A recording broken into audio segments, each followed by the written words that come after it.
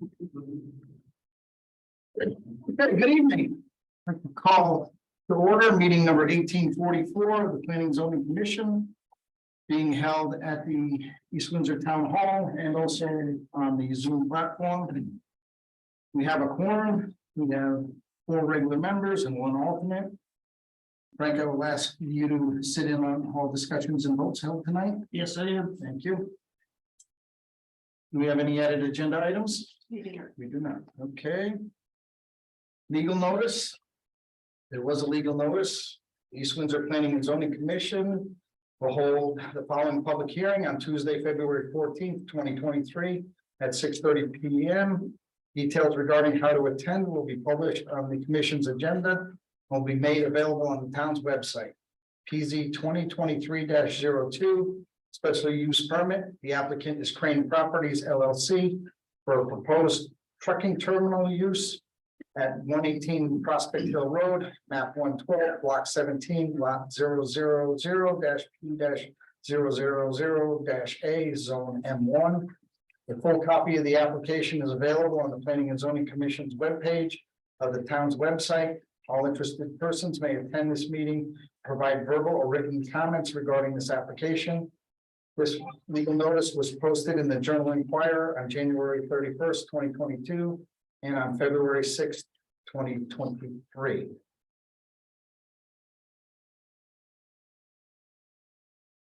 This is the public participation portion of our meeting. Does anyone have anything they would like to raise that is not on tonight's agenda?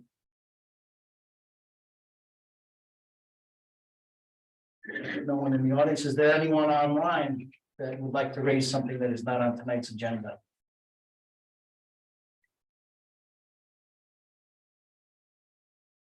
Okay, we will continue.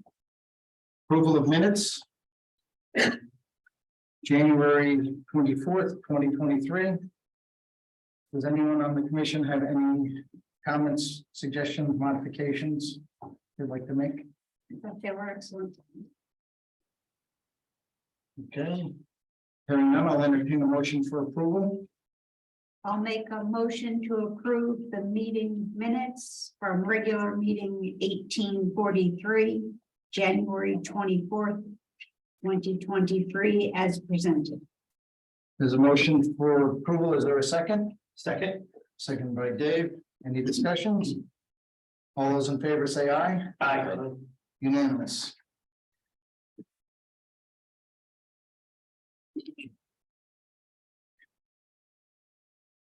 Okay. Moving on, receipt of applications, we have none.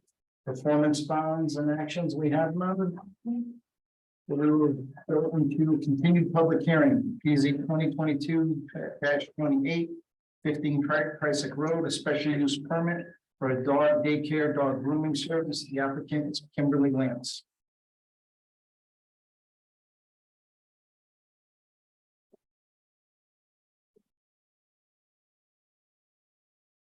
Good evening. Please identify yourself for the record. Yep, my name is Kimberly Lance. From 15 Crysic Road. I'm here concerning a dog business that I have at 15 Crysic Road. Again, I don't speak very loudly, so I'm sorry. I do have a presentation. You want to start with that, Kimberly? I would say so. I had turned everything in. I guess I can go over a little bit of Do you want to do that while the the slide really goes good on? overview? Sure.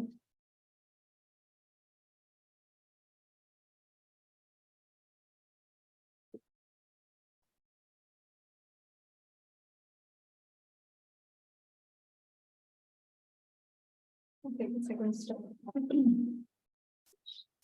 So I did give Sure. everyone a copy, you should have a copy of the Doodle Acres business overview. Doodle Acres offers grooming, dog daycare, socialization, path walk, and schooling, boardings, in more of a home setting. Grooming is held on Monday, Wednesday, and Fridays, where only 1 dog is groomed on each day. Dogs are dropped off usually around 9 a.m. unless otherwise arranged and picked up when finished, or another time is arranged. We I do the rough cut first. We take a potty break, yard run, and a snack break, and then I do the bath and finish cut. So depending on what type of dog it is, it's in there. So depending on what type of dog it is, it takes time to do them. So they're there pretty much all day, but again, it's one dog each day. Doggy daycare and socialization, dog walks and schooling are held on Tuesdays and Thursdays. The majority of the dogs are dropped off anywhere from 6:30 a.m. to 8 a.m. Dog count averages about 8 to 10, occasionally more. I have a schedule at the back I can explain a little bit later, unless you want to go over that now. Staple to the back is Doodle Acres' current dog schedule. I just wanted to touch on that a little bit. Would it help you to advance on some of the slides? Do you want to use those as illustrative? Sure. You tell me when you want to slide. Okay, all right, so that's the home of Doodle Acres. From the road, it's snapped a couple of pictures, the driveway is there. That's a driveway used for people to come in and out. The business entrance is on the left side of the house. So they walk down around the front to the gate down in the back. And on inclement weather days, snow days, bad rainy days, I usually try to take them to the garage down into my business that way because of the weather. This is the business entrance on the left side of the house. The first picture on the left shows the gate into a smaller fenced in entrance area. The picture below shows a little closer going into the gate, and the double doors in the bottom of the basement there is where the inside of the dog business is. So on the, oops, hang on, back up. Oh, I went fast. Thank you. And then on the right, that is the entrance into the business. And then the bottom one shows the gate that goes out to the big yard where the dogs run. Okay, yeah, thank you. Sorry about that. Okay, so that's the gate on the top left, is a gate opening into that backyard. And then the picture next to it, to the right, is where we start our path walks. So it's to the left of the gate there. And then that's the first walk down to the back side of the property. And then the picture on the far right is the whole complete backside of my property. And that's another, we just continue the walk around there. And then it's the same. So we just, our path walks go all the way around. So the bottom left is the side property. And that's actually facing at that point 17 Crasick Road. The property is behind that shed there.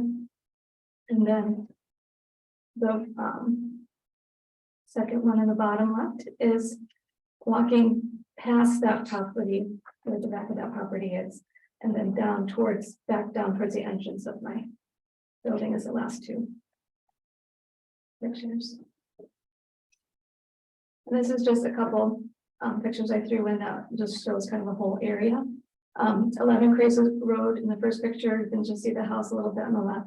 That's right in the back. And then if you look at the where the shed is, 17 Crasick Road is to the right of that. So those are the only really two houses. So this is the location.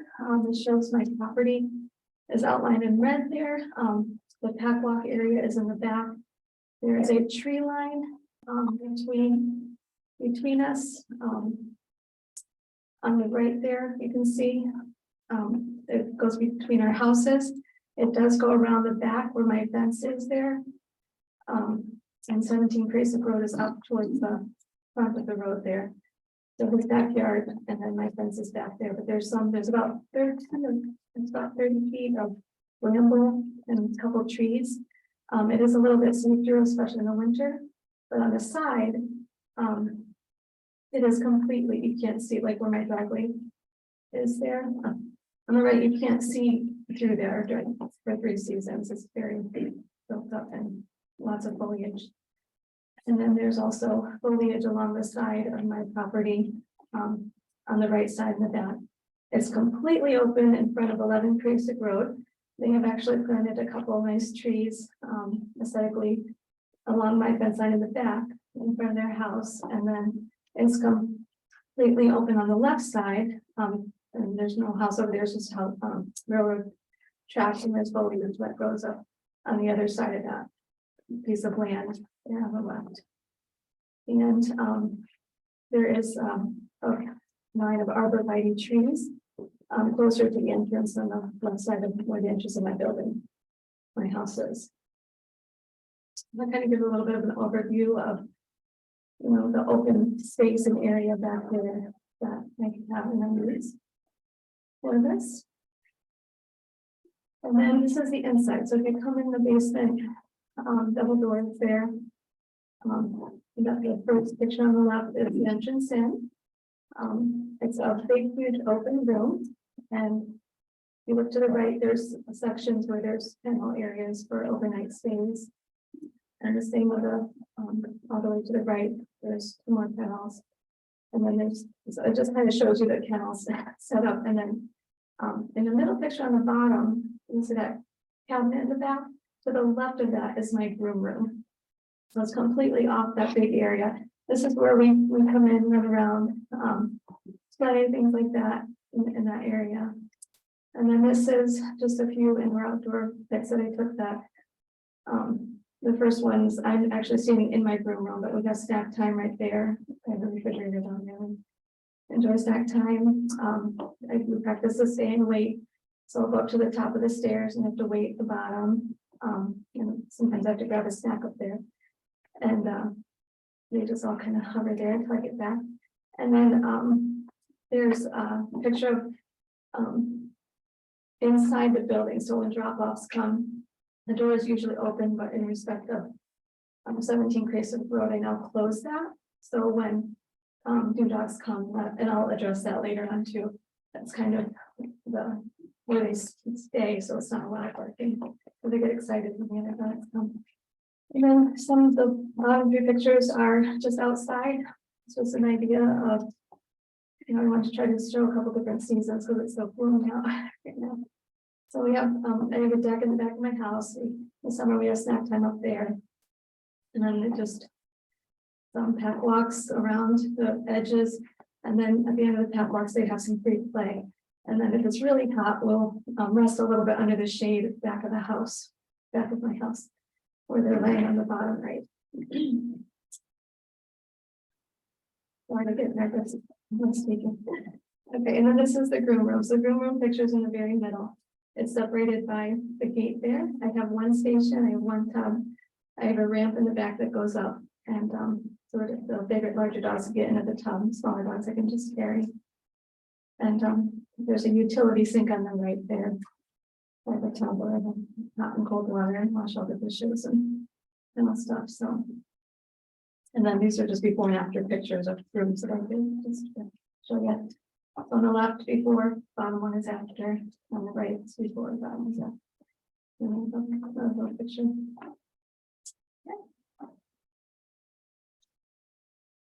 So this is a video just to give an idea of what a pack walk is like. I tried to find some short, I have tons of them, they're all like 2 minutes or more. So these are just short ones, so I'll give you some idea. Excuse my talking, I talk because I video for clients. So they can see what their dogs are up to when they're gone. Oh, there's no sound. Although it would be nice if there was sound. Can you put the sound down? No, I think it's fine on my laptop.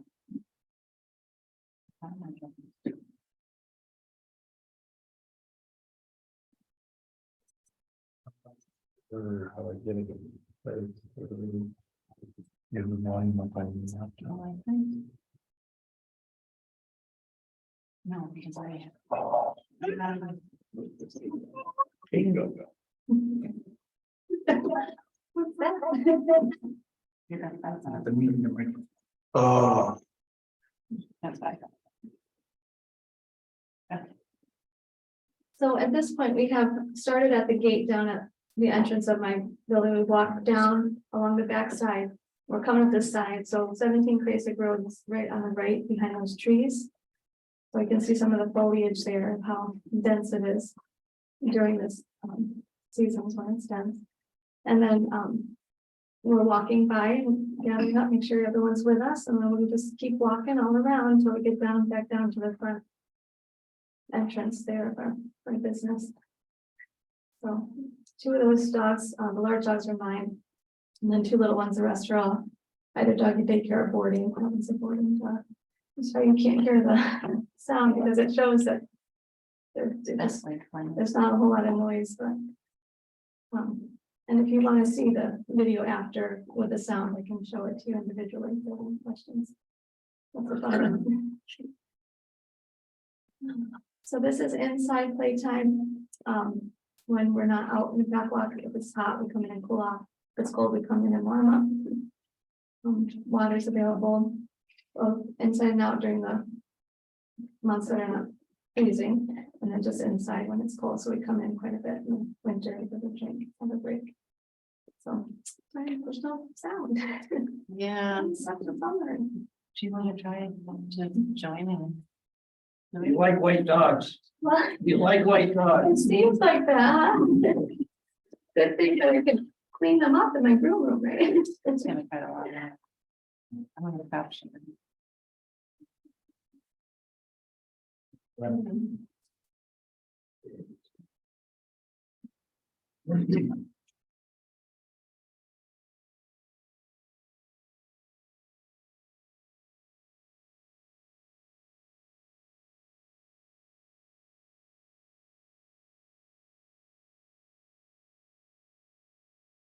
Again, I can show you the video with the sound if you Yeah, Mike's gonna. We're gonna make an attempt at. actually like to. Just so you know it often amuses people that come, how many dogs can be out there without a whole lot of noise. Especially behind the property as it, so. When we first come out of the gate, that's when most of the barking occurs, because they're establishing pack order, and that's my gate down on my east side. And then it's quickly taken care of, it lasts for 2 to 5 minutes. Pops, my alpha dog, puts everyone in pack order, and then by the time we get halfway down the back of that fence, like kind of in front of 11 Basic Road, we hit the woods and they're all completely quiet because they love to stick around in a little wooded area. And then we continue on with the pack walk down around behind 17, and then back onto my property. So, anyway, does that make sense? I'll just read a little bit. So doggy daycare, dog socialization, and pack walks is the second paragraph in the business overview. They're held on Tuesdays and Thursdays. The majority of the dogs are dropped off again anywhere between 6:30 and 8. Dog count averages about 8 to 10, occasionally more, and I'll explain that at the end. Additionally, my own 2 large dogs join us and are the leaders to keep pack order. I have 2 small therapy dogs from my elderly mom and dad, who just recently passed, that join us occasionally for potty breaks and if I'm training larger dogs how to interact with smaller dogs. We mostly stay inside and play until all dogs have arrived. We then go out for our first pack walk of the day in the backyard, anywhere between 8:30 and 9 a.m. During this time, pack order is established, some barking occurs, lasting anywhere from 2 to 5 minutes. Any additional barking is then shut down, not allowed, or if on rare occasion a dog wants to continue to bark, it is reminded immediately or put on leash and barking cease. I do want to say that I'm now very aware because of the complaint that was made, and looking back at all my videos, I've been very thankful that I have really good dogs that listen and good dogs that help school them to listen. And if the dogs do not shut down when I put their foot on leash and barking cease immediately. So pack walks begin near the entrance of my business and continue around the perimeter, like you saw in the pictures. And then winds down back near the entrance gate where we hang out and throw a ball or frisbee from time to time. From time to time, one or two people from the community will join us for a pack walk. These are people that I know personally that have dogs that will come. Some of their dogs need some schooling, so they come and join us. I don't charge for those pack walks, or just friends that come and join, or people I know, or puppies that I've had that the parent wants to get them some exercise and some training, bring them. That lasts for about an hour. It usually starts around 9 a.m. So they're not there very long. They come at 9, they leave by 10 or 11. Sometimes they stay for snack time. Because after our first pack walk, we go back inside around 10 or 11 between that time, and we have snack. And then at 12 p.m., there are 3 dogs that come for a half day. One comes in the morning and leaves at noon, and then 2 are not there in the morning but come at noon. So again, that changes a little bit the amount of dogs who are there, but it's a half a day. And then 3 of the dogs that come for a half day get picked up and dropped off. That's one of them comes pretty frequently, but sometimes they don't come. So it's not like every single time on Tuesday and Thursday. Next back blocks, we'll start again after snack, and I do a little rest time, so their food pizza a little bit. It's between 1 and 3, and then we come in after that for another rest time. And then dog pickups usually start between 3:30. Yeah, usually start at 3:30 and then last till 5 p.m. ish. Every once in a while, there's some special occasions where they have to come later for them late. We are inside during all inclement weather and potty breaks.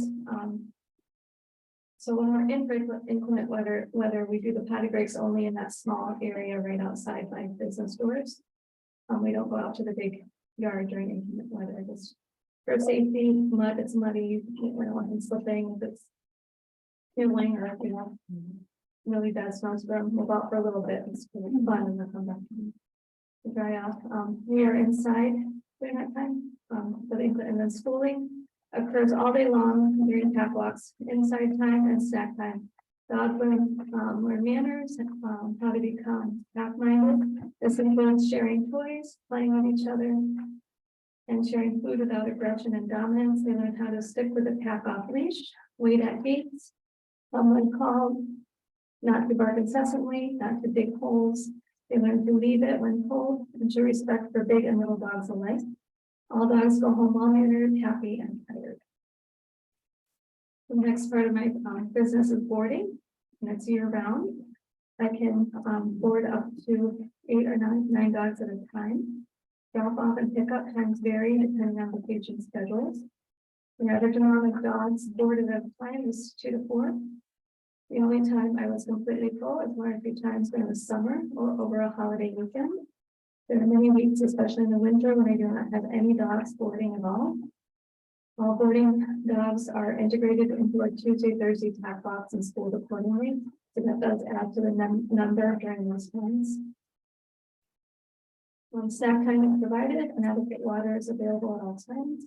Since my services are in more of a home setting, meet and greets are required prior to all of these services and are held at least 3 times before services are provided, with the owner and the dog present to make sure they will be a good fit. That's very important to me,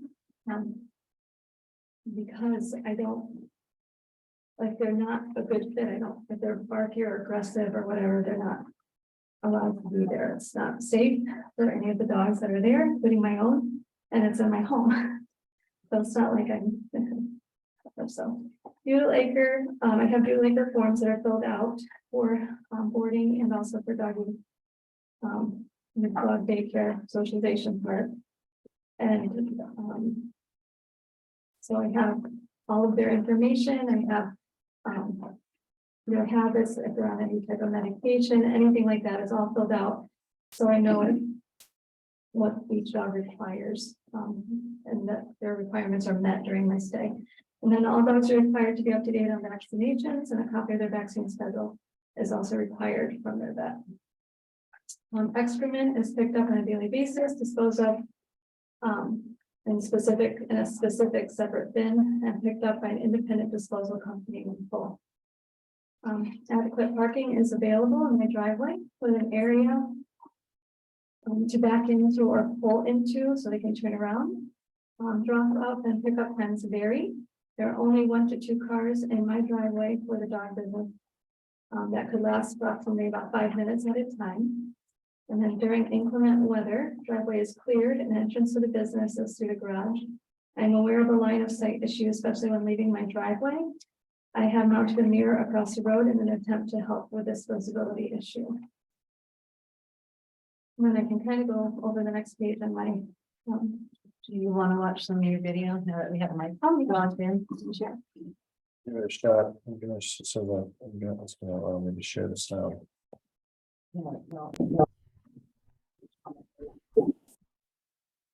Just, we have, it's not, simply not too loud. Everyone's doing great. Good job, guys. Got some ball over here going on. We have the leader of the pack, Miss Amber. Going on. We have Fritz is here. Mocha and Snickers. Lovely latte. Cafe.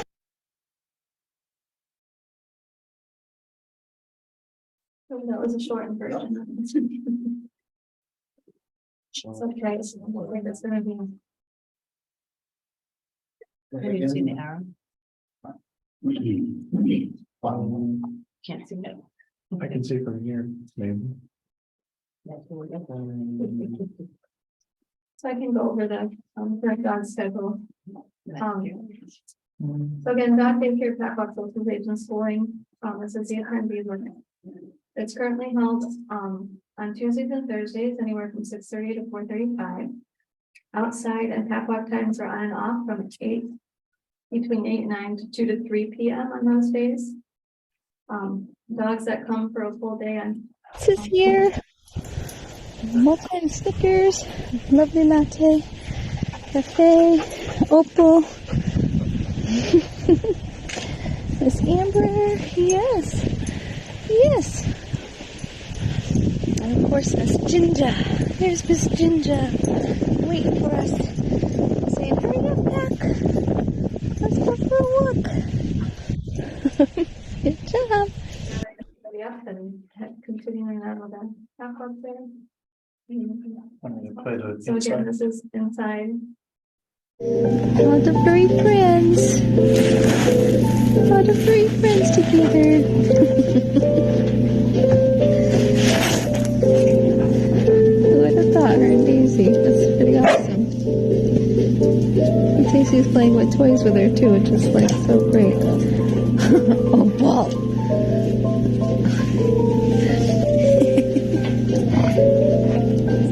You silly girls. You silly girls.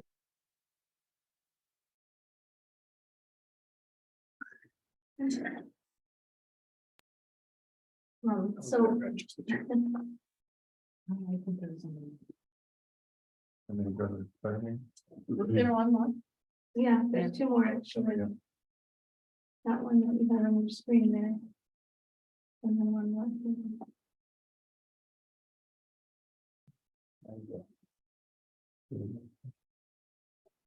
There. More.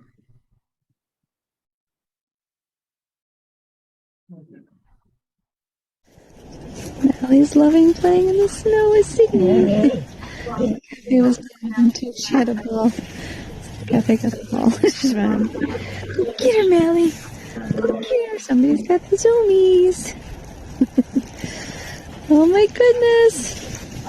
Who's got the zoomies? That's amazing. Don't worry. Be awesome. Great crew.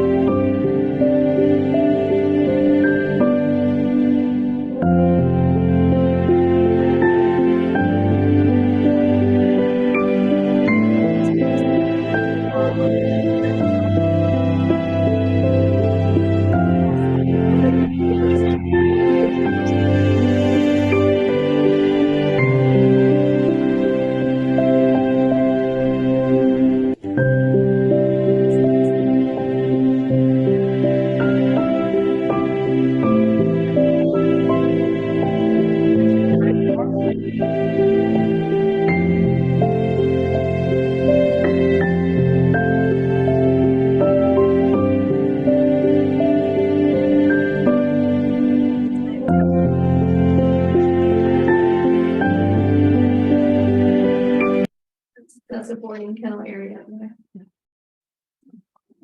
Anyway. So just to explain some of the scheduling, there was some confusion, I think, about how many dogs are there. So moving on to where it says dogs that come for a full day on Tuesday and Thursdays, I have 4 that come for a full day Tuesday and Thursdays, both Tuesday and Thursday. Then I have 3 dogs that come half days. So I have a dog that comes Tuesday, Thursday morning, and then 2 dogs that come Tuesday, or I'm sorry, 1 dog that comes Tuesday afternoon only. And then I have another dog that comes in the afternoon as needed. So it's not on a daily, which is Tuesday, Thursday basis. So that's why my numbers are so hard to say, you know, I average about 8 dogs. And that's the best I can say. So dogs that just come on a Tuesday, but then they can occasionally swap out for Thursday if it works. So that's why I'll have more dogs on a Thursday than a Tuesday, because I'll swap. So say their pet parent has a busy day on Tuesday, she'll say, oh, can I, you know, can you have on Thursday? Absolutely. So there's 4 dogs that do that. And then I have dogs that just come on Thursdays, but occasionally switch out for Thursdays. So there's 4 dogs there. And then I have dogs that are dropped off as needed. For example, I have a pair of dogs that work for Quest Pest Control, and they only come for socialization when they're not working. So sometimes it's just one time, sometimes it's both days, sometimes it's just 1 dog. It just depends on what they need for the day that they're with. And then one of the dogs on there only comes a couple times a month. So that it varies with the schedule. So that's why it may look like there's more dogs on one day than there's another. It's because the swap outs and what's convenient for them. And that's the overview. I gave you some pictures. Kind of through them, you can actually see them better. Business, where the crates are, and the stairs where the groom room is, how much room it is. I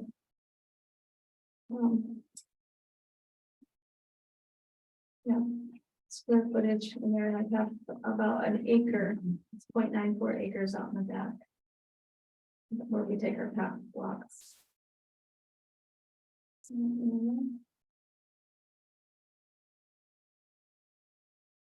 There is a little gated area like there is below up. They're for my personal dogs upstairs to get let out and go potty, so it's not used by the business part itself. So I did not include that, but it's a small little area. And then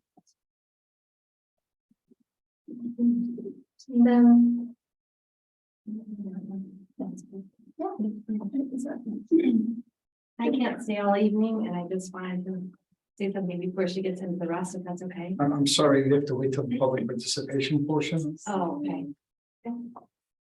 no problem. Oh, Sure. Okay, so then the last meeting that I was here, I really felt unprepared for what took place. Had I known, I would have come with this. And I'm thankful for the opportunity again. So I just have some, comments and statements about some concerns and things that have come up the last time. So I'd like to read them. It's just been heavy on my heart. I just want to share. So I'm thankful for another opportunity to address the Town of East Windsor Board here this evening, February 14th. Now that I'm more aware of what to expect and what is expected of me, I want to state I was totally unprepared for what was required of me for the last meeting on January 24th. As stated in the last meeting, I have a moderate dog business that I run out of my home in Broadbrook, where myself and my elderly parents reside. The business includes dog grooming, boarding, dog socialization, and schooling. I groom on Monday, Wednesday, and Fridays, 1 dog each day. On Tuesdays and Thursdays, I hold dog daycare for socialization, pack walks, and schooling. The following are points that I want to address that were brought up at the previous meeting. The biggest one being barking. I truly do not let my dogs or visiting dogs continuously bark. They're always under my constant supervision. They're never let out alone in that. In addition, the dogs are not running around wild and free outside of my home all day long on Tuesdays and Thursdays. Again, they are under my constant supervision inside and out.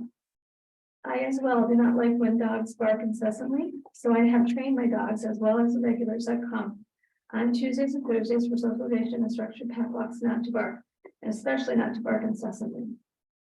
I want to reiterate that all dog excrements are picked up on a regular daily basis and disposed of in trash line barrel.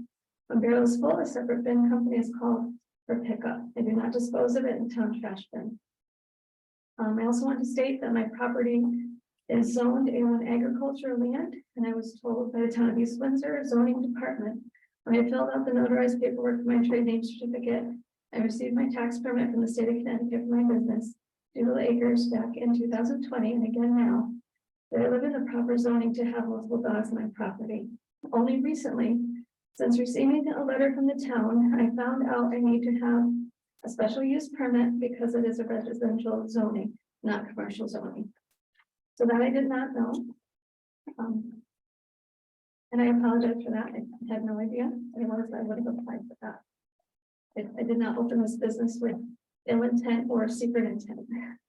I don't advertise because I want to keep it low, but everybody knows I had a training certificate. I had alcohol. So anyway, so considering a business in the application for the special use permit, I applied for several items that were brought to my attention since the letter was sent.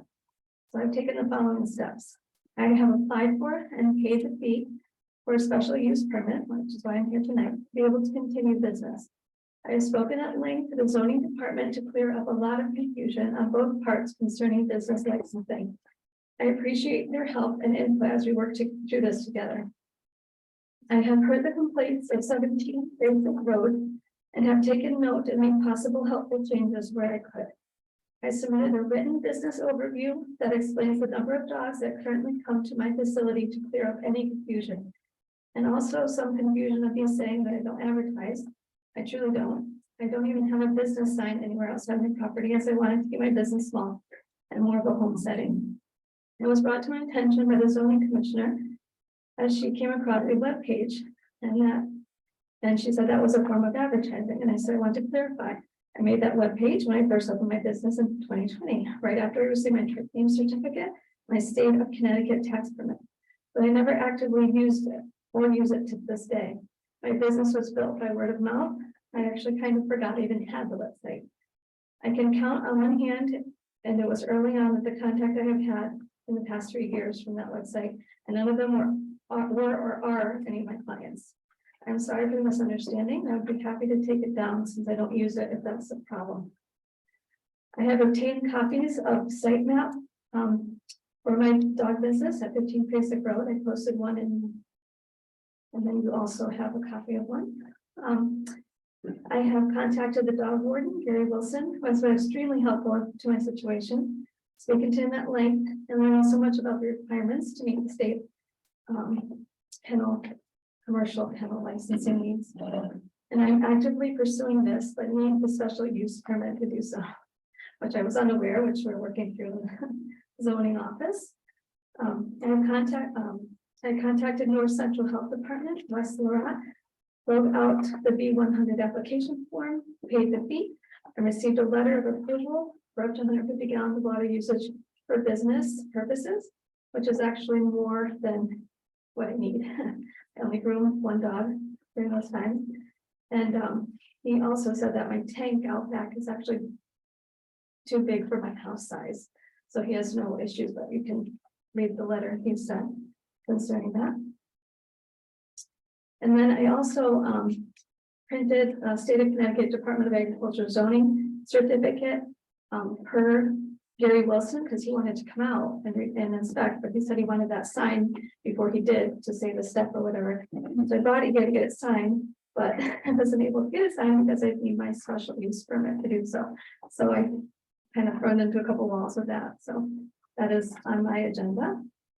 I would like everyone to know that I never knew or was told when I applied for what I thought was a business license to the town of East Windsor that it was just a trade name certificate. It does say at the top, I've never opened a business before.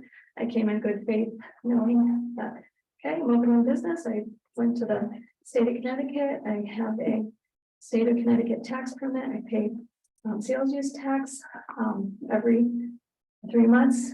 I have record of all of that. I also pay tax. I think I forget what it's called. It's the declaration of personal property taxes, and still pay those. So that's what I thought I had to do. That's it. But, and because I'm not a big commercial kennel, I had no idea that you have to go for commercial kennel. I thought because it's in-home business, it was small. It wasn't a big, big to do. I wasn't adding buildings, runs, anything like that. I truly did not know. So I want to apologize for that and let you know that. I appreciate that. No, I'm learning what I've learned. So had I known or been made aware when I applied for what I thought was a business license, I truly would have taken measures. Thank you for bringing this to my attention, and thank you for your patience while it's being obtained and resolved. I also want to address the letter that I had received in the mail from the town in regards to complaints from the owner of 17 Basic Road. I want to make it known that said neighbor has come over to my property and cordially visited with me on several occasions, none of which were a complaint ever. The first time he came, he asked me about the property line when I was putting the fence in around my property. And at that time or a little later, he had brought his daughter with him and her husky along. I'm talking about possibly socializing husky with my dogs, in which I was in agreement, but never came to fruition. And he cordially left the property after that. The second time,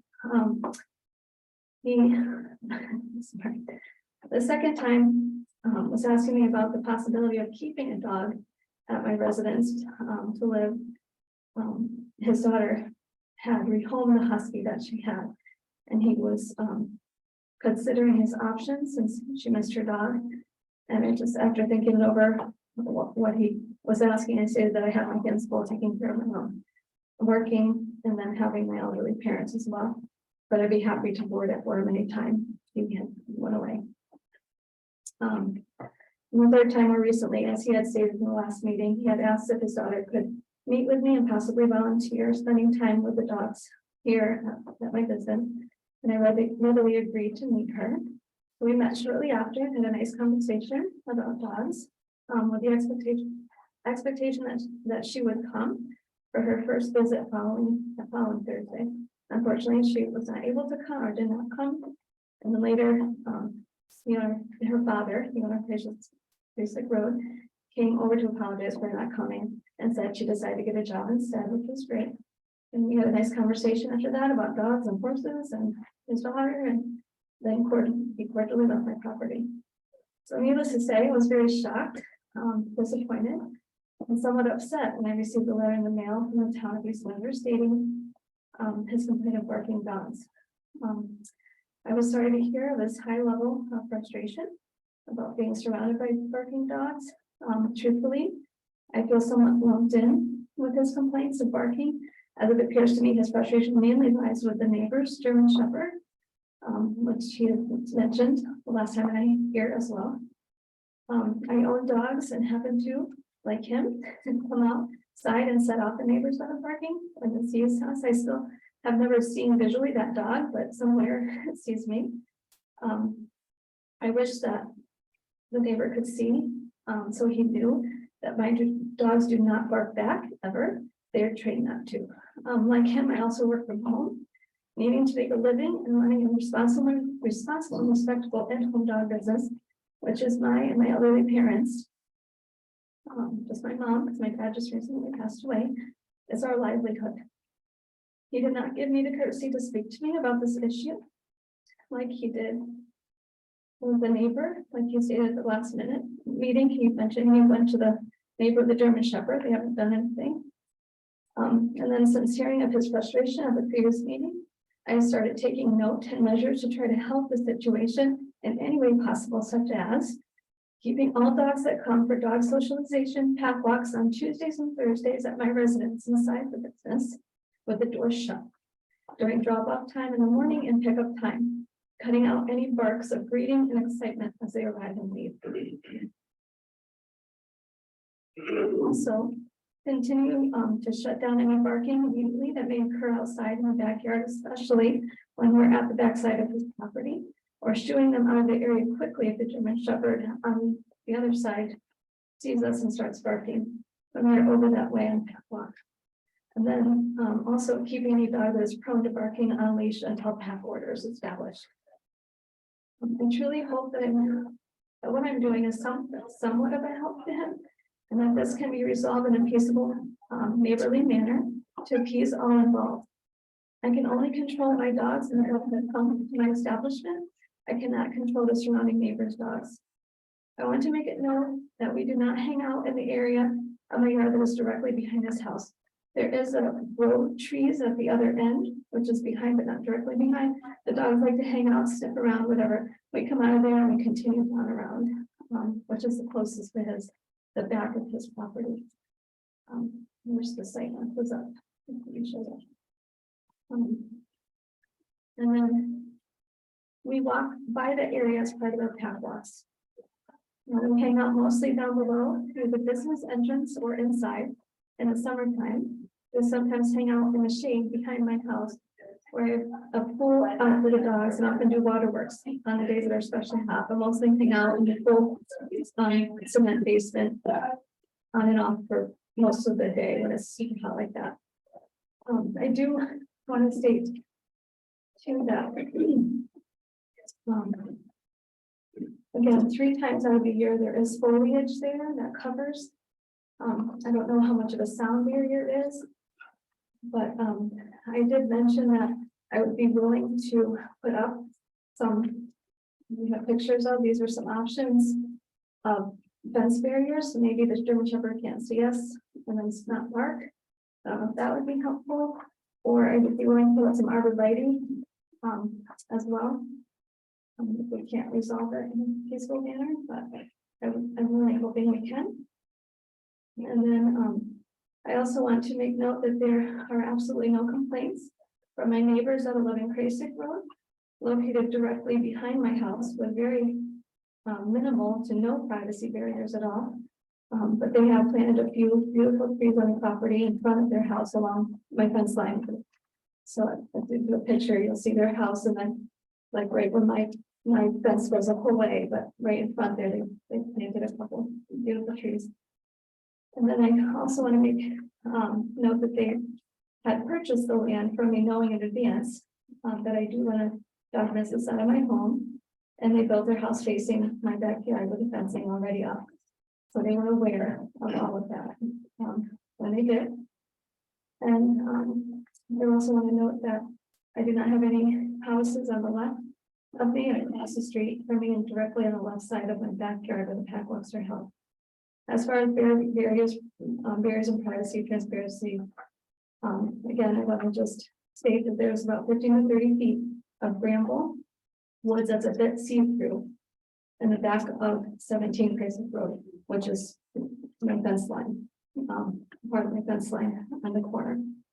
I'm sorry, the pictures are not, but I think you can see. And the rest of it is completely filled in with no visibility. I cannot see through those trees, and I'm out there with my personal dogs going to the bathroom on that side of the house a lot during the spring, summer, and fall. I'm willing to take further action. Again, like I said, putting up fences to ensure privacy during the winter months, as well as if needed. And then again, I would also consider planting some arborvitae trees as a barrier. In conclusion, I want to thank the owners of 11 Krasik Road for coming to the last meeting and sharing with the town that I am a responsible business owner and neighbor, that I do not let my dogs bark incessantly, that I check in with them from time to time to make sure all is okay, because my backyard is basically in the front yard. And I kind of have a rapport with them because they bought the land from me, so it's an open, and I know it's an open area. So I'm very cognitive of that. When they say that they have no issues at all to date And if they do, they feel free to contact me directly for resolution. And for that, I'm truly grateful. I also want to thank 17 Craig Road for coming forward and making us all aware of his frustration and concerns, because I had no idea. Although I wish it could have been handled in a different manner, as the timing has been very difficult as well as financial hardship of complying with the cease and desist order for this period of time. It has given me the opportunity to learn, make sense of, address, and take necessary measures to rectify the situation. For that, I'm thankful. I hope we all have learned something. I strongly believe there is a need in the dog world in this community for what I have to offer at my home. Dogs and pet parents alike appreciate and look so forward to bringing their dogs to Doodle Acres, as my services have helped and benefited them greatly. All of my clients are very hopeful that I'm up and running as soon as possible, as their dogs need to be groomed, exercised, spoke, and boarded at a safe and worry-free place. I am so grateful to all of them for their trust and their wonderful opportunity that I have had to get to know each one and help their dogs to be all that they can be, and especially for the opportunity to turn my at-home hobby into what it is today. I'm sorry for my nervousness. I don't let's speak well. For me, a dog, I'm fine, but it's a little harder. I'd be happy to answer any questions. Sure. Any concerns? Start on the end there. Frank, do you have anything you'd like to ask? Excuse me? Is there anything you'd like to ask? No, I live approximately 800 feet, but as a crow flies, and I've never heard your dogs bark, never. And it's just ironic because if you're looking at your house to the right is 17 and the other house, which I built, now they put in a fence, they've got 2 dogs. Saw that. So there's more and more dogs coming into the community. Yeah. So if you have a tendency to hear dogs, I guess you might hear, but as far as I'm concerned, you're well run, it's clean, it's safe, it's beautiful, and I wish you the best. Thank you, appreciate it. Dave, do you have anything? My question would be is, have you seen any more complaints since the last time we were here? I haven't. And has any complaints coming? We haven't received any. Yeah. In the memo we got from you, Ruthann, updated to February 8th. It looks like she has the health department approval, so number 1 would be stricken as a condition. You have the number 5, which says the applicant shall relinquish the special permit upon transfer. I'm assuming that's of the property, so that you wouldn't have to worry about an irresponsible person. The other condition I was thinking might be useful because there's the limit on 8 boarding at any one time. But I wonder if there should be a limit on the total, let's say, visiting at any one time, because you have your own and then the coming and going. So I wonder if we should have there shall be no more than X number of dogs on the premises at any one time. And I don't know what the right number would be. I think you know it. I've actually talked to Gary Wilson. I'm waiting for him to get back to me. I left a message with my acreage. He's a busy man, poor guy. So he'll let me know what that is, and maybe we can come to an agreement or understanding. But I think if we want to. You're not looking for any new business. No, I'm not, but if one goes, I'm able, Yeah. I have what I can handle, and that's it. But it seems to me something like there shall be no more than 16 dogs on the premises at any one time, or something like I that. understand that. And if we could put a number in, then I think we all, if someone were to ever go inspect, they would know. 'Cause you can't tell who's boarding and who's Right, visiting. and it's different, so that's what's the hard part, that's why I can't come up with a definitive, because. But if you need this to get to his approval, so it seems Right, like so- we have to put a number. Right, It would be helpful, I think, to put a number in here and make the number I agree. adequate for your business. Totally Be agree. clear for everybody who is looking at it. I would like to get that answer from Gary, if you don't mind, before we, can I? I have several calls with him, I'm just waiting. I mean, See how many they if you're asking for us to continue the hearing, we can do that. Okay, But then that puts it out 2 more 2 weeks before you get your approval. okay.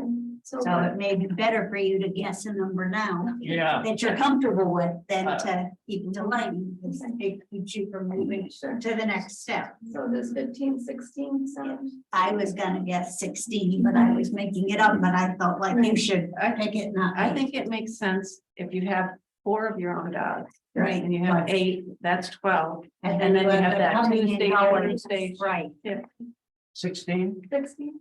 16 fair, okay. Condition 7. I think it's a modification to 2. Yeah. Tim, do you have anything you think there? I'm gonna be the bad guy here. 17 Kreisig, he was there first. He's trying to run his. Work out his home with his computer. He's got dogs barking next door, you come in next door. Technically, you open a legal business. Mhm. And now he's got problems. So you're trying to make a living, he's trying to make a Right. living. Right. I'm So- trying to peaceably. So how do you balance that one? I'm willing to work with them. Like I said, I've already taken measures. I'm hoping he notices. I won't know until he does, or. I don't want to open the. I think it's a tough situation for him. That's kind of like Pretty much what you presented is a lot of Tuesday, Thursday. What happens on Monday, Wednesday, Fridays? So Monday, Wednesday, Fridays, I just grew up. I grew one. So you do not have that walks, you don't have Correct. all that other stuff, so it only happens twice a week. Every once in a while, I have a meet and greet, because I do 3 meet and greets before I would accept a new dog. But I don't get new dogs a lot, so every once in a while I will have a pack walk. I do try to, and it's just one person, my 2 large dogs, and then their 1 dog that comes, there's just a few of them. And it's not for a very long time. We walk around, my dog checks out, see what type of personality, disposition the dog has, and we come to agreement if it's good fit or not, and then we meet again. The last meeting, I had them come with as a pack walk on Tuesday or Thursday. So I can see how they do in a group. So Saturday, Sundays, do you have any activities at all? Once in a while, I'm with my own dogs, 5 boarders, yes. We're out, but it's pretty quiet. I take care of my elderly parents, so I can't, my mom has dementia, so I can't be away from her very long. She gets very nervous, so. It seems to me that your business is kind of like a doctor's office. You don't know who's coming or when they're coming or when they're going. A little bit, Except they have appointments and you also have appointments, so to speak. Pretty much that way, it's just, I guess you gotta live it to understand, and I have it kind of down pat, but. My only concern was building of a kennels or kennels. But part of our condition would be you would have to come back before us before you could build any outside structures. Gotcha. Your kennels are presently inside, Right. your 8 or 9 or whatever there is. We could probably talk all night on numbers, but I can understand your position. And I also understand that we have to set a limit, so 16 seems to be fine with me. And everything else seems to be in order. You do a good job. Thank you. Okay, this is a public hearing. Does anyone from the audience have anything they would like to speak about? Yes, sir. Please, come up and identify yourself, please. Joel Perkins, 17 Crescent Road. Not trying to be a jerk, but nobody here lives here except the guy behind Levin and me. I live here. Nobody else who makes a decision is affected by it except me, because I live here. So yes, I was okay with this when I first did this with a modest home operation, say 4 or 5 dogs, saw dogs, met her, when she's erecting the fence, that's fine. I don't have a problem with that. I wasn't happy about the fencing, but it's her property, she can do what she wants. I wasn't happy at 11 Crescent Road being constructed, because I was told when I bought the property. Let me repeat a little bit what I said about that last time. When they bought the property 14 years ago, I was assured by my realtor in the town that wouldn't be developed. Had a nice view, that beautiful pasture back there, very scenic. But that house was built there and it was approved. I had nothing to do with that. I didn't challenge it, didn't say anything. not happy about it, but there's nothing I can do about it. That fence was erected in 2020, and that again obscured the view, that kind of ruined that whole thing. So I've been there 14 years. Gentleman, Leva Kreisig, when he moved there 2 years ago, I believe. She moved in here for that 3 years. So there's all the neighbors, and they got different things they're gonna do, but I was down with her, and a very nice person, but I was not happy with the idea of her having dogs there. I didn't mind it. I even took my daughter down there. She wanted to work with her. My daughter wants a dog. She had a dog, couldn't keep the dog, lived in her mother's house, South Windsor, didn't live with me ever. But point is, I was perfectly fine with the dog being there. It was a modest home operation, which I believe it was. There in the last fall, I saw that many more dogs, 15, 16 dogs, a lot of dogs. And so I said, well, this is too much for me. My realtor, I talked to my realtor about it, I said, you know, you realize your property dogs are gonna get killed on this thing. Because you got a dog kennel right next door to your house. There's no property, as she mentioned, on the west side or the south boundary. There's no property there, so no one's gonna complain about it. She mentioned that the people who live on Leva Kreisig Road didn't complain about dogs, but they knew about that because of my property. When they bought the property, they knew there was a dog kennel. That wasn't known to them. That wasn't unknown, so of course they'd be okay with it. But you know, this is new to me, so it's difficult for me. I'm a professor, I'm a writer, I'm an author. I do a lot of typing, a lot of research for my home. My office faces our property. So it's like, I hear this stuff a lot, and no, they don't bark all the time. They bark enough to cause a problem, especially on certain times, someone comes to pick up and they drop the dogs go off and that kind of thing. I guess it's been a cease and desist order the last month or so, so I haven't heard anything. I haven't complained, but I haven't heard anything, which is fine. But that's why there's no complaints, obviously. She's not in operation right now. She's been out of operation for the last 4 weeks. Nobody's gonna say anything, but you know, I need a peaceful place to live and work. I live here. I don't live anywhere else. The only home, my primary home. I don't live anywhere else. So it is difficult. I appreciate she wants to do her own business. I can respect that. That's fine, but it had to be quite much more abbreviated than what it is, because it's difficult for me to live like this. I mean, I mentioned before I was here that my neighbor to the east side just moved in about a month and a half ago. He's got 2 dogs. He put them in the back of the house. He just put a pen around there, a chain link pen around. So they're outside and they're doing their thing.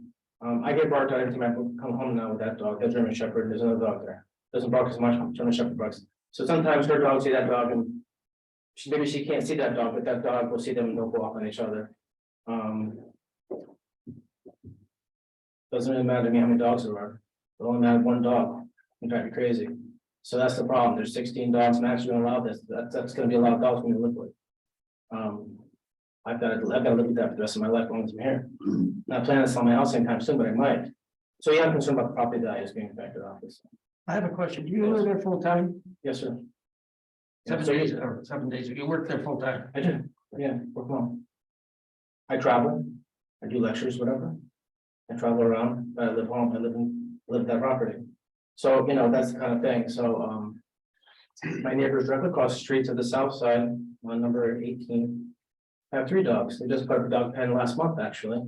They've got 3 dogs right there in their front yard, mind you, not the backyard, but the front yard, facing my property. So I'm literally, and this is not figurative language here, I'm actually literally surrounded by dogs. So I'm like, what am I gonna do? So this, you know, I'm trying to be a nice, responsible neighbor. That's fine, but this is a lot for one guy to take. And I appreciate her wanting to run a business, that's fine, but there's gotta be some real controls on this because it's really hard for me to deal with this stuff. You know, I'm not trying to be a jerk. But I do need to have peace, and I have to be guaranteed that kind of peace. I've been there 14 years, sir. Sir, man, I've been here a long time, and I like the town. I love East Windsor. I came here because it's a small town. I like it to stay that way. You know, I think everybody here agrees. East Windsor's a good place to live. It's a nice town. People are wonderful. I'm a calm guy. I'm an ex-Marine, former military. I don't bother anybody. Nobody bothers me, and I can coexist with people. But I just don't do well with a lot of noise, and so that's the thing. So, if you guys are going to authorize this kind of thing, I would suggest it being curtailed in some way, or at least managed in a way that I can have some peace of mind. And I don't see with the current way it's been described here, how that's going to be possible without some sound barriers that she may be describing if she's going to put up something of that nature. Maybe that's workable. I don't know. They could be erected and may not work. I know the current situation is I have On the west side, there's a row of old junipers, and there's a bunch of brush there. A lot of poison ivy, which I want to get rid of, but there's these huge vines, they're hard to get rid of. So, that's kind of still there, and that provides a nice visual barrier, obviously, which is fine during the growing months, but during the course of winter time, it's pretty much, you can see through pretty good of it. The northern boundary, which you saw on the map, which is her southern boundary on the west side, that's almost fully open, so I can see the loss that's going on. But there's no effective sound barrier provided by the foliage, I can tell you that. You would need to have something obviously much more robust to do that. So that's the issue with that, but that's all I gotta say. I just want to have something, I want to be assured by the town that I'm not gonna deal with this. I pay my taxes, responsible guy, I just, want some peace, be able to work and live. And I really feel like this is kind of an imposition on me, honestly. But she's a nice lady, I have no problem with it being a modest operation. I'm concerned about 16 dogs I'm hearing, I'm concerned that's a scary number to me. Got 16 plus 3 plus 3, 2 plus 3, what is that? That's quite a bit of dogs in one small spot on Chrysler Road. So it's a lot for me to contend with. They're fine with it because they're dog people. That's fine. Dog people love the dogs. They'll kill and die for the dogs. Okay, I'm not necessarily a dog person, but I can coexist with a train. I was asked by a gentleman last night here, do you like dogs? I said, I like dogs that are trained. I'm a former Marine. I know about training and discipline. I just want a nice place to live that's peaceful and I can respect my neighbors. So that's all I gotta say. So I just hope you consider that, please, because wherever you decide, I'm gonna be the guy living with it. Lebanon is fine with this whole thing, because they knew that prior to buying the property. This is something I'm gonna have to deal with the rest of as long as she's living there and she's doing this kind of thing. I have to come in there every day, pull my driveway, this is what's going on, so. She showed all the kids, the schedule, everything that's fine, but all that could change anytime. She could take in more people, she could have a huge schedule, those are all variables we don't know about. So, that's all I gotta say. Any questions? So, I was going to ask you what your opinion was if you put up screening, if you think that would help Yeah, in this. well, obviously, it'd be an expensive option for her if she wants to do that. The physical barriers, I've seen them before. They're quite expensive, obviously. She's invested quite a bit of money, put in a concrete, But we're not talking the screen, it was more screening they were talking about, that the dogs can't see past that area, they can't see the dogs across the street. right. That kind of stuff. Yeah, They wouldn't be triggered by any of the other neighborhood dogs. right, it's a visual screen, also a sound Right. barrier. And it So- also provides winter month screening that wouldn't be seen at all. Yeah. But the same thing is, a fence like that would be at least 8 feet tall, because there'd be an effective frost down barrier, that kind of thing. I've seen those, I've read the reviews on them. So that'd be something she has to consider. It's not a cheap thing to do, if she can afford it. She offered it. Yeah, if she wants to do that, but again, my first, if I'm being, living where I am, my first choice would be if she has restricted all the activities of the western extreme-most boundary of the property, where she has the entrance where they're coming in and out before. That'd be more sense to me. You can maybe bypass the barrier in that case, restricted that, but I don't think she wants to do that. I think she wants to have the run the entire course of the property, which extends to my south, my west and north boundaries. So they're running all the way around the whole, almost full acre. So that's where you would need that physical barrier. If they had free access to the complete extent of the back of the property. If it was restricted, say, most of these things are done on commercial properties, obviously. I've seen them done before, something even this size usually done on a commercial property. Hence the need for a special permit, but I would wish it would be more restricted to the west side, if that's possible. I've seen many operations like that that are completely indoors, not outdoors. So the language about having outside kennels frightens me. Because I'm thinking dogs kenneled outside, they're gonna bark their heads off, and I'm gonna. Which we put in a condition that can't happen Okay. without coming back before the board. And there's no say that coming back, they won't get approved later on. So I moved you guys on to be here, somebody else will be here. Also be here, you guys will be changed out, to somebody else. So that's another thing I have to contend with possibly in the future, is worrying about that kind of thing. It's just one thing, I live here, so it's like. Property value can be affected by that kind of operation. Even on paper, you may not see the operation, may be quite controlled. But once a buyer says, well, there's a dog kennel next door, well. That's my realtor said, she's made very clear that's going to affect the property value. So I have to think about that. All right. Thank you. Anyone else? Yes, sir. I bought the property at 15 Basic Road to house my elderly parents. Only to keep them out of a nursing home. And I have this business in home so I can be home. My dad just passed. My mom has dementia. I don't know how long she's gonna live, but when that's done, so is this business, so is the house being sold. So that's something to think about too. I'm not planning to grow, I'm not planning to put kennels in outside ever. Because this is an in-home business, it's more of a home setting, which is why people like to come to me. It's small. It's, in my opinion, not a commercial kennel, and it's very rare that I have that many dogs. 16 dogs at a time. It's occasional. This past summer with COVID, everyone's traveling. I came to more cognitive this one summer of how many are there. I just accommodated people because they're my clients and they travel. So, I mean, it's on Tuesdays and Thursdays is when the most dogs are there. Monday, Wednesday, Friday, Saturday, Sunday, it's fairly quiet. Unless it's summertime, they have some boarders, but even then, we're not outside all the time. I just. See. Mr. Chairman, the use goes with the property though. No, we put it in the terms and conditions that it would, she'd have to, it's condition number 5. Okay. Perfect. Go ahead, sir. Ryan McCarley, 11 Cruisick Road. I agree with everything Kim has said concerning, I did buy the property from her. She did say she was going to have daycare there. The property has always been zoned as a housing lot. It was a piece of property that is not part of the Oak Ridge estate for the mandatory agriculture use.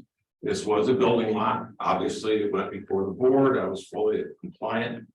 The reason I moved here, I got here agree with them 100%. This is an excellent town. It came out of Enfield. My backyard is Enfield. Okay, I own 4 acres there. Experience with the dogs. I am not a dog person, never was. She had done an excellent job. I have never been inconvenienced by her or her animals.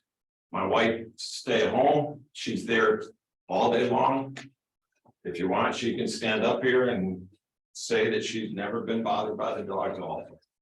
Okay, so as far as I'm concerned, I don't want any outdoor kennels. She's agreed to that. I'm fine with the existing sound barrier. I have to laugh because I just put in 5 trees. They're dogwoods. Okay, so it was pretty ironic when I found that out. I had no concerns with noise. Again, he's in a different situation than I am.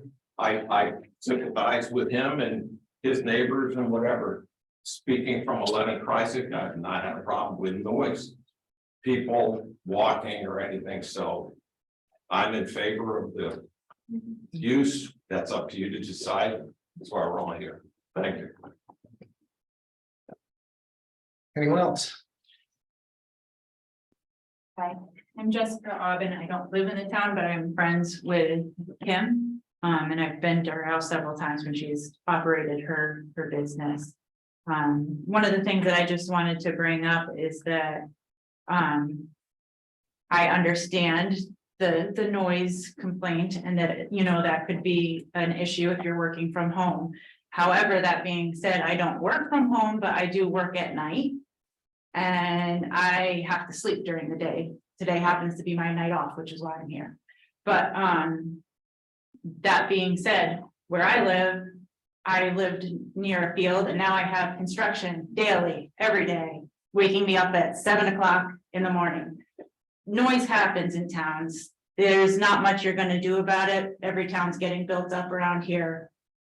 I'm sorry to say, you know, it's 2 days a week that she has all of the dogs there. She has dogs there other days of the week, but it is not nearly in the large amounts that he's saying is a problem. I live there, you don't. I've been there many times. Excuse me, we cannot have a back and forth. I just want to say that, you know, I do understand the noise can be very bothersome. Her dogs, however, when I've been there during the days that I've been there on dog pack walk days, Her dogs are very well mannered. They don't bark hardly ever. If it is, it's for literally 2 minutes and then they stop. I think that the problem may be some of the other dogs around because I have heard them multiple times. And I would say that they are a problem. However, that is not Kim's dogs. The other thing that I wanted to say is that, I don't know if it's allowed or not, but the lady who was here, her name was Catherine, she had to leave. She asked if I could say something for her. Is that something that I can do? I mean, if you agree, you can put it as your own statement. Yeah, I can do that. She just wanted to say, that her concern is that if you limit the amount of dogs during pack walk times, that it could cut into Kim's current business. However, the number of 16 doesn't seem like that's going to do it. I would agree with that myself. And make it difficult for her to continue or make it so that she has to change her services and do less grooming or more days of doggy daycare, which is more profitable. She said she believes that Kim is doing an amazing job with all of her dogs. The problem presented by the neighbor at 17 Christic Road is that of the dogs barking too much. In my opinion, the barking in the neighborhood is the problem, not necessarily the number of dogs Kim has. I'm worried that even after limiting Kim's business, the problem of barking may remain. Even one barking dog can be more annoying than 10 mostly quiet dogs. So I would like to suggest that the town focus on creating a noise ordinance as a solution to the barking problem. Thank you.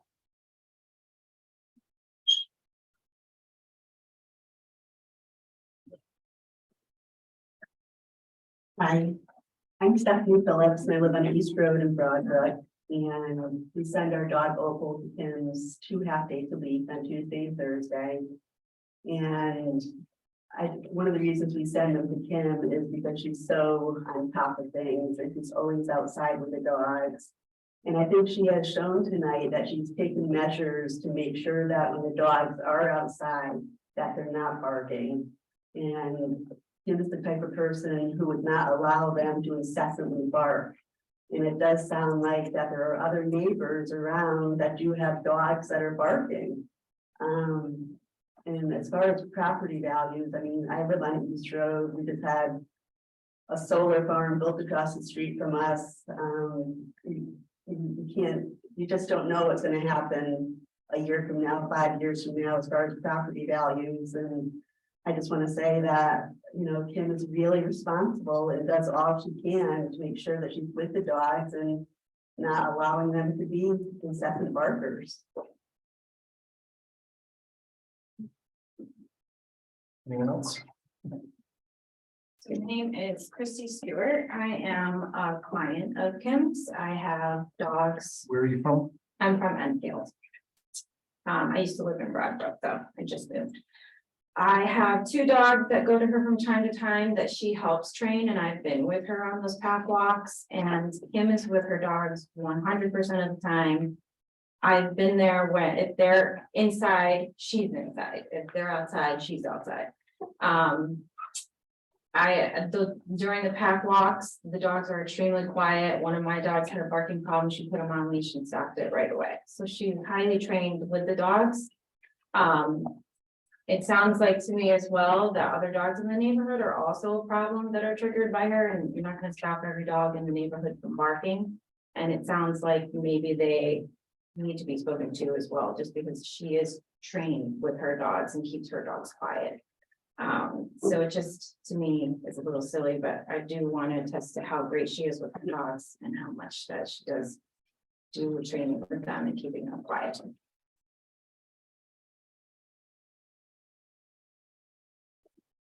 Anyone else? Is there anyone online who'd like to comment on this application?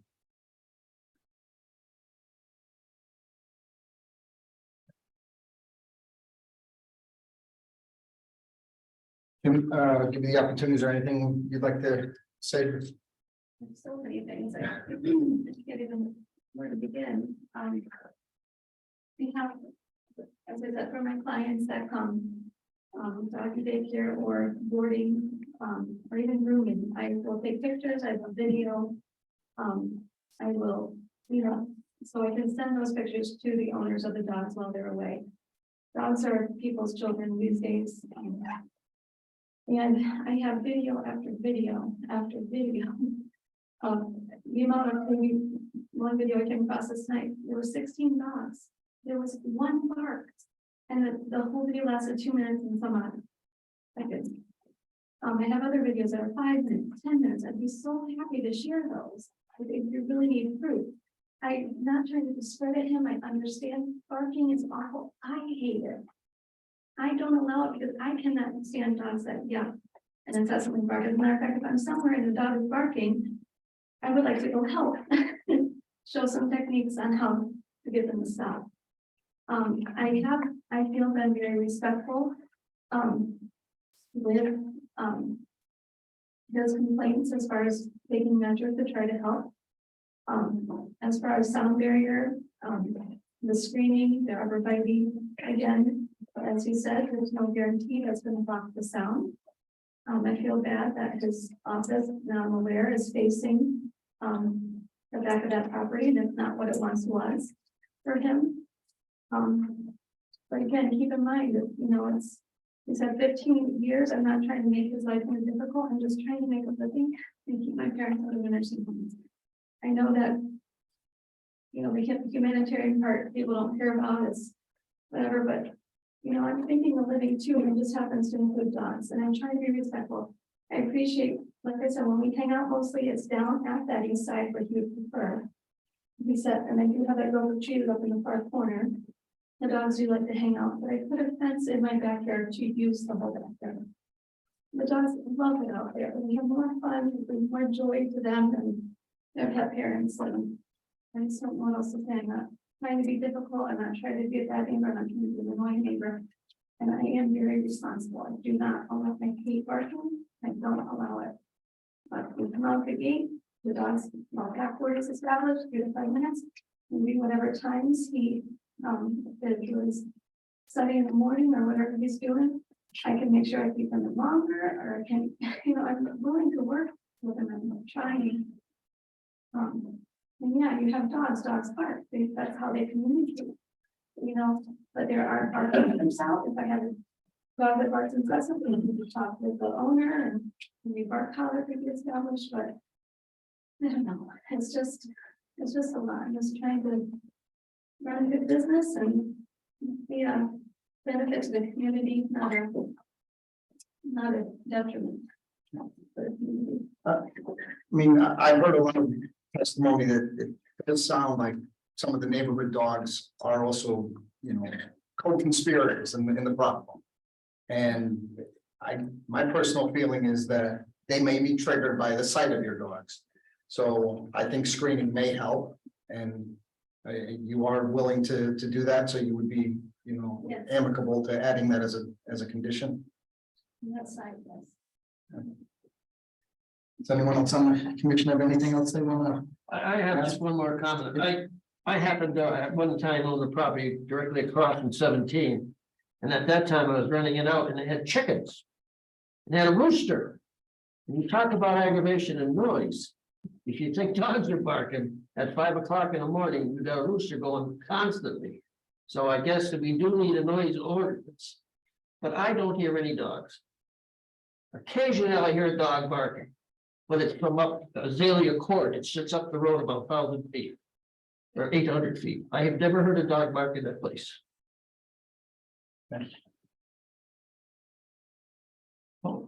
If we have nothing else to ask, I'll entertain a motion to close the public hearing.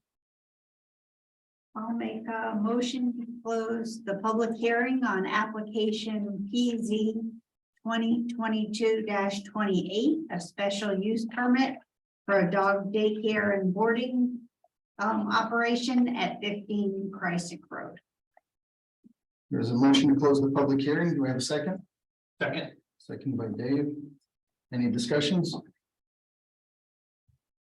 Hearing none, all in favor, say aye. Aye. Unanimous, the public hearing is closed. Okay, so we did have some discussions about modifying terms and conditions. From what I took notes on. There was a proposal to modify condition 2 to also include that no more than a total of 16 dogs at any time. There was a suggestion to clarify condition number 5 to add the words, upon transfer of property. And we've also discussed Deleting number 1. deleting condition number 1. And we've also discussed adding condition number 7, that screening would be added. Do you have enough information as to how to define what area of screening we're talking about? I think the area in question is mostly along the back shared property line of 17. Is that where the dog would be viewed from across the street? That's based on a map here. I think that's in direct line of sight right there. Because this was all described as heavily wooded through here.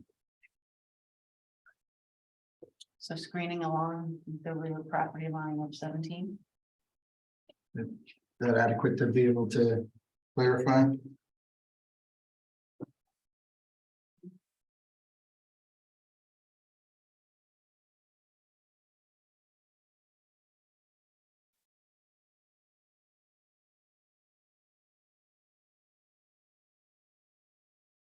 Anyone else have anything else that they? My worry is just how noisy it's gonna be for him. How do we not contribute to this, or how do we make sure that if she is gonna be in business, he's not further complicated, and the dogs, the 16 dogs that we're bringing in aren't setting off the other dogs. Well, that's kind of what I think what we tried to. You think with the screening, that'll be. Bring at least that it's not a line of sight thing that they're seeing dogs. Can we talk about a way to make sure that the dogs can't hear? I don't know, I'm just worried that he's gonna see it and that's not necessarily gonna help.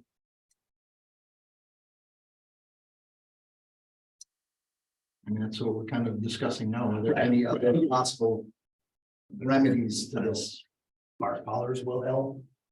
I don't necessarily believe in those, but I babysat somebody's dog that, on those little dogs that yips, and it sprayed citronella in its face when it barked, so it stopped. But, If you're putting the screening up for visual, that you're trying to block other dogs from seeing and being triggered. Dogs, It sounded like 17. It sounded like some other dogs. across the street are fenced in, supposedly, Right. and his is on 17. he's. And there's no other. It's front yard dog. The front yard, so they all see everything that's going on, so we've got a trigger. It's gotta be hard. He's got a trigger. That these dogs, these 2 dogs across the street. Can see them out there. They start going. And then it just becomes a daisy chain around. I can understand why you want it to not trigger other dogs from barking, but they're not any other dogs. That I know. across the street. There's a wooden fence. I'm sorry. Okay. You have visuals on There's an that? 8-foot fence completely enclosed in front of the house. I don't know if it shows it on there, because he just put it up. As a matter of fact, I was wondering why he was putting a fence in front of his house like that, as for his dogs. So you're thinking that it's unnecessary for screening?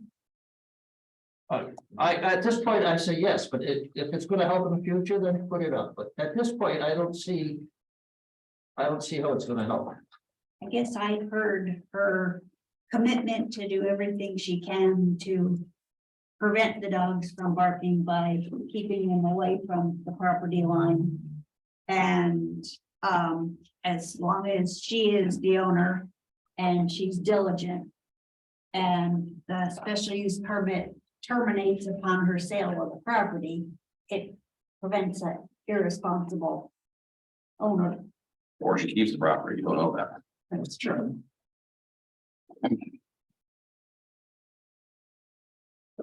I mean, if it's gotta be part of the conditions, then it's gotta be part of the conditions, but at this point, I personally don't think it's necessary. But this is our only opportunity to put it in, after the fact, That's we correct. couldn't require it if they didn't work. I would say, I would say if, you know, if we did nothing. I would say you gotta do something, you gotta put something screening or something. You can't just let it go where it is.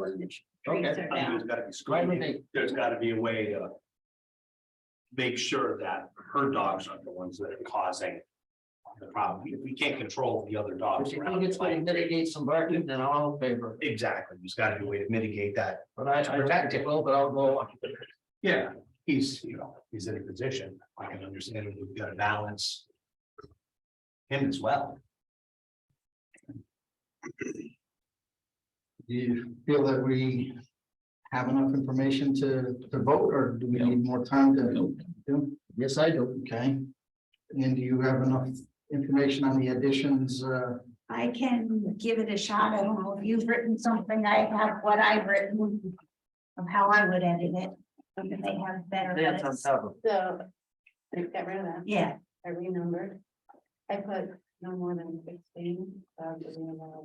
well, see, I was gonna have two sentences. Okay. That one would be no more than 8 would be allowed for boarding at any one time. And all kennels will be maintained in the interior.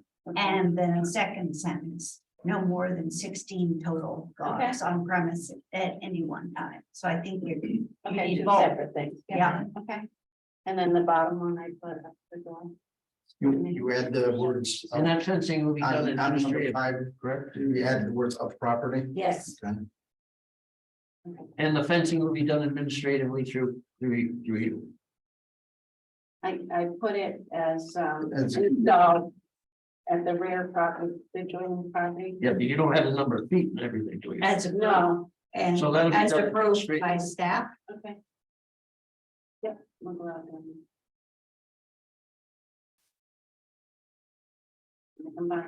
Yeah, Mitigation of the dog market, do we have a way?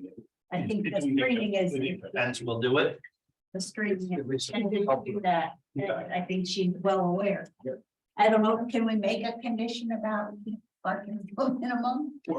Yeah.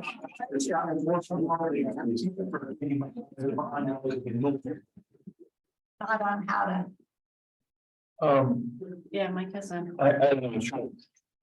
Two thoughts. One would be dogs that demonstrate a consistent tendency to bark shall not be allowed to return. I mean, what in theory, it's It's the same person, right? So if it's, dog, there's one thing that's happening, if there's complaints that are issues on Tuesdays, I mean, you should be able to. know which dog. is dog. And I think she explained clearly that this is the case, but that dogs shall be supervised at all times when outdoors. So if there's dogs that are outside and people are outside, then it should be addressed immediately. Yeah. I mean, the thing I keep thinking of is you're gonna, if this barrier may have absolutely no effect on barking. Because the barrier visual and barking is something that you hear. But I think it is as a trigger, if you don't see them, that triggers the barking. Barking, if it's happening between this property and an adjacent property, but if the adjacent property is the one that has the dog that's barking. That could be the trigger. That's some visual screening and it should help. I don't know that it'll solve the problem, but so trying to make sure all these things are something that can be measured. So I think these are conditions. Okay, its dog shall be supervised when Outdoor. outside at all times. Be supervised at all times. Any experience that I've had with a barking dog, it's outside by itself, it's bored, or it wants to be inside and Or it sees something. and so it's wants just, to- and so if someone's outside. Dogs that demonstrate a consistent tendency to bark. Should not, I didn't finish it, and shall not be cared for on the property or not be allowed to return, something along those lines, right? I mean, the traditional, when my dog was younger, and when if your dog misbehaves when it goes to daycare, they say probably not even it. So if you have 16 dogs and there's one problem, I don't think 15 dogs need to be dealt, I think it can be managed. From what I heard, I think she has not allowed dogs because of their behavior. Yeah, or she So put them on a leash and. So the and them if they bark. put anything in a condition, a barking dog will not be allowed on the property. No, but if they, tell them that she's doing it. Consistent. Yeah, so Yeah, consistent. if the odd one comes out that cannot be trained, then that's how it'll be addressed.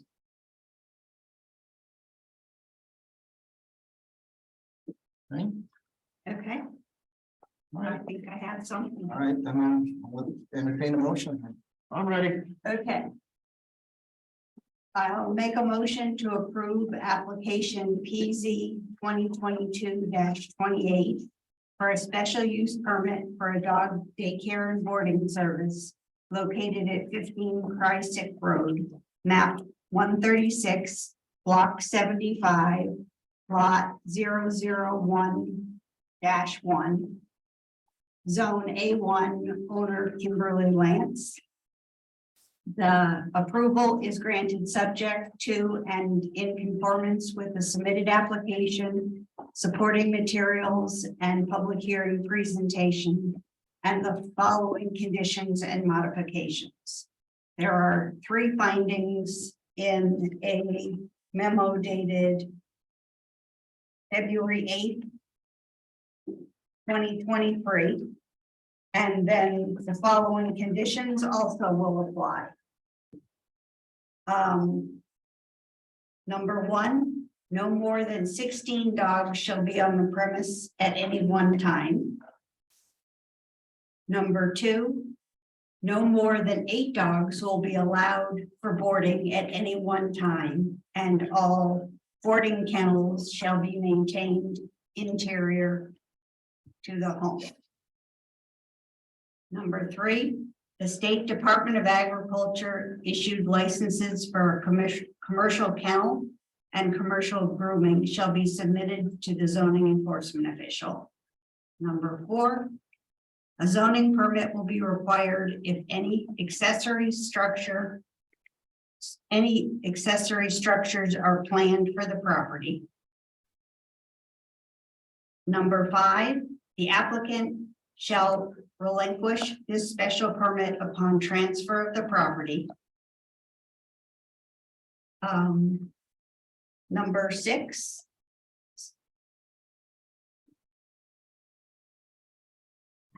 A physical screening shall be installed along the shared property boundary at the rear of 17 Christick Road as approved by staff. So that's Number 6. Then 7 will be all dogs shall be supervised at all times when outside. Number 9. 8 dogs that demonstrate consistent propensity for barking shall not be allowed to return. And number 9, a copy of the certificate of action shall be filed on the land records. Okay, there was a motion to approve. Do we have a second? Second. Seconded by Frank. Any further discussion? All those in favor say aye. Aye. Any opposed? Aye. Okay, so we have 4 in favor, Dave was opposed. The motion passes.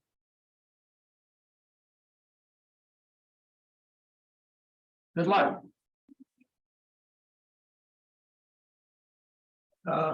Mr. Chairman, can you take a 10-minute break, please? All right, I'll entertain a motion, go ahead. Make a motion, we take a 10-minute break. Do we have a second? Second. All those in favor? Aye. We are going to break at 8:09. It's true. Okay, it's calling the meeting back to order. Next order of business is a new public hearing, EZ 2023-2, 118 Prospect Hill Road, a special use permit for a site plan review for a proposed trucking terminal. The applicant is Crane Properties LLC. Who's here to speak on their behalf? Good evening, for the record, my name is TJ Baresi.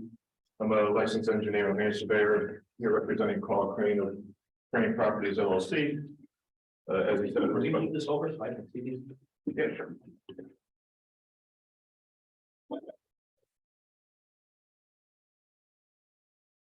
As mentioned, we're here for a special use permit for a proposed truck terminal. The property is known as 118 Prospect Hill Road. It's shown as lot 00-P -00-A in block 17 on map 112. Lot contains 9.059 acres located in the M1 manufacturing zone. Located on the easterly side of Prospect Hill Road, if you look at your plans, north is pointing up, here's Prospect Hill Road. The north of the entrance, the old entrance of the old movie theater, just kind of down here, nice. It's immediately south of Sophia's Plaza. The Route 140 is right in this area here.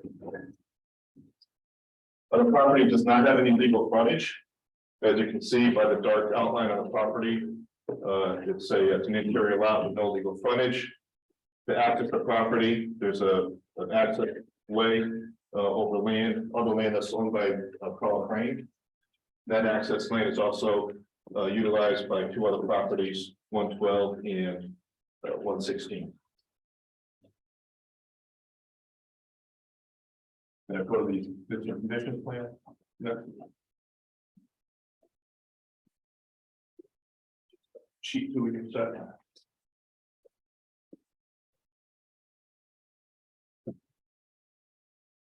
So if you go out here today, as I said, here's Prospect Hill Road.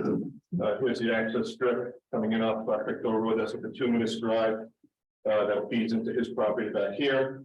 Here's 116, I think it is, no, 112, which is Eversource. Here's 116, which is Cheeseman. Like I said, those two properties enjoy the use of this access road. That's how Eversource is fed. There's this drive takes a turn over here, and that's how Cheeseman is fed.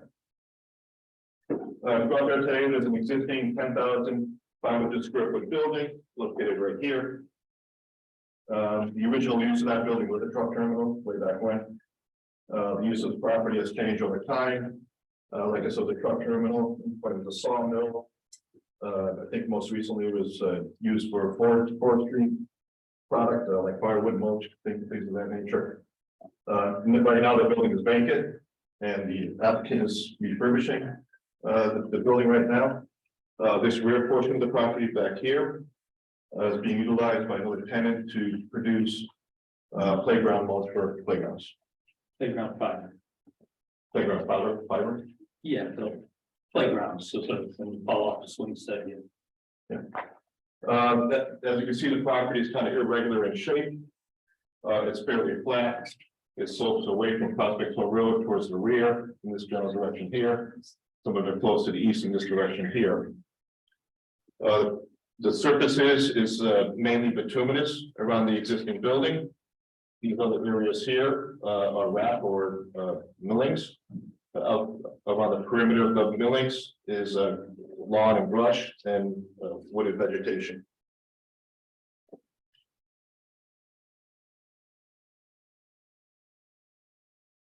Applicant is proposing to use the existing building once again for a truck terminal. Reading so.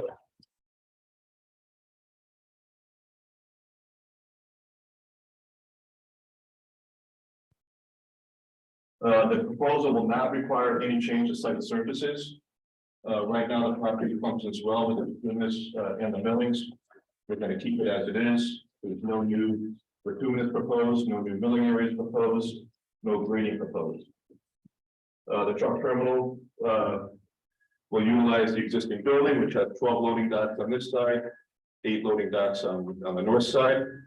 In addition to those loading dock bays, we're proposing 12 trail spaces here and 16 trail spaces over there.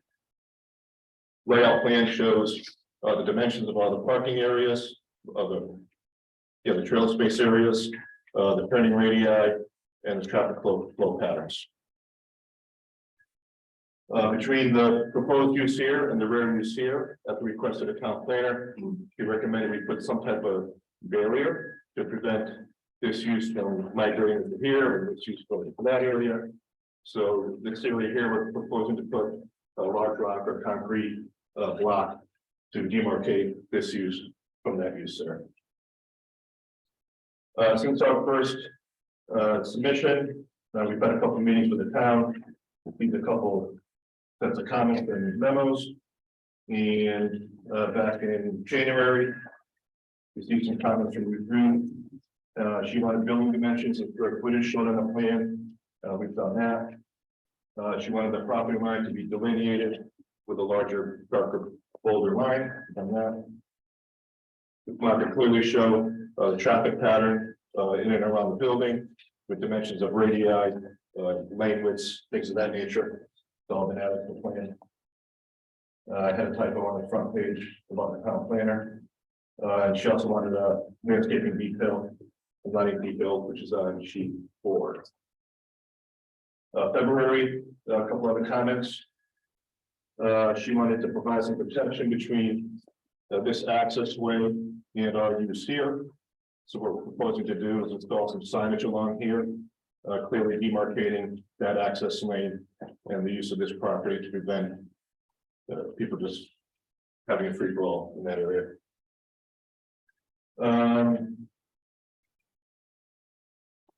There's a note on the east side of the building. There's two vehicle spaces here. She wanted the lanes shown there, the paper marking shown there at the end of that. She wanted some landscaping trees proposed in this area here, and that lawn and brush island we've added.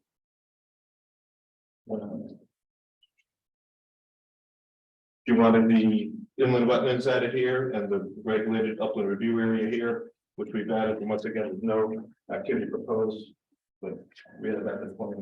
Not heard that. Provided enough information about the ramp parking areas. Sheet 4 does have a detail of the building cross section, which conforms to the spec. The striping be maintained on the right rock will be painted. If it fades or wears off, be painted again. Applicant should confirm no outdoor storage materials being proposed. The best of our knowledge is just going to be trucks and trailers. Demonstrate the applicant that satisfied the buffer requirements of section 600.2. That talks about a vegetative buffer between this type of zone and a residential zone. This is the only residential zone over here. When this site plan came through for approval, there was a landscaping plan which demonstrated additional landscaping to be put in. That's shown on the plan right here. That 100-foot buffer could be reduced to 50 feet, I believe. So it's safe to say when this came through for approval, the vegetative buffer that was proposed between that new residential use and this existing use is sufficient. And it does scale to about 50, 60 feet. So I think it's safe to say that's satisfied. That's 50 feet there, 60 feet there.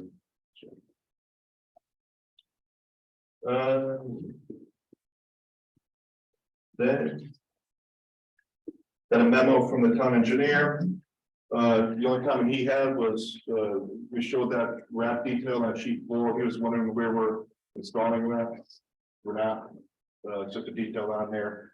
Like I said, we're not proposing any new ramp areas or new bituminous areas. Last memo from the planning and development department. What improvements are planned for the access driveway? I believe she's referring to this road here. There are a couple potholes there right now. There's some spots that need to be upgraded and improved. Carl stated we talked about at a meeting that whatever needs to be done to make sure that this access lane is passable, not only just for them, but for Cheeseman and Eversource. He has to do. Maintenance plan for ramp parking areas to support traffic and striping. We already talked about that. How will the applicant deter truck traffic from going in this area over here? So this is a lawn area. Any tractor trailer that goes in there, number one, is going to get stuck. Number two, they don't have a right to go over there because this is the area of the trucking terminal. But to prevent that, we're showing some signs over here. But in addition to signs, we'll also take some boulders or something like this and put them over there just to make sure they don't head over in that area there. Isn't that a hill too? Goes down? Not all out now, Okay. you know, it does go down to a certain degree, but it's also fairly flat up there. But if they go in there, they're gonna get stuck and be dead in the water. That's it for that. The one item that has been up for discussion the past couple of times, and obviously was requested by the planning department, was a traffic study. And we have been speaking to a traffic engineer. We kind of got that all a little bit late, unfortunately. So he hasn't completed it yet, but he did come up with something that was of concern. And he recommended we talk about it before we get too far along. Obviously, when he does a traffic study, he's gonna do traffic counts and see what the level of services are, if you need one, you can share. Things like that. And of course, you look at the Eversource, the Cheeseman, all the properties that share that access with. And other surrounding properties by that. And he said, now remember, he's got to use certain templates, turning radar templates. As part of this job. He said the access drive right here. When he drops down the WB, I think that's a WB 67 template. It doesn't make it, as you can see. The red line is the wheel path and cab path of the tractor trailer making it right in turn out to the size.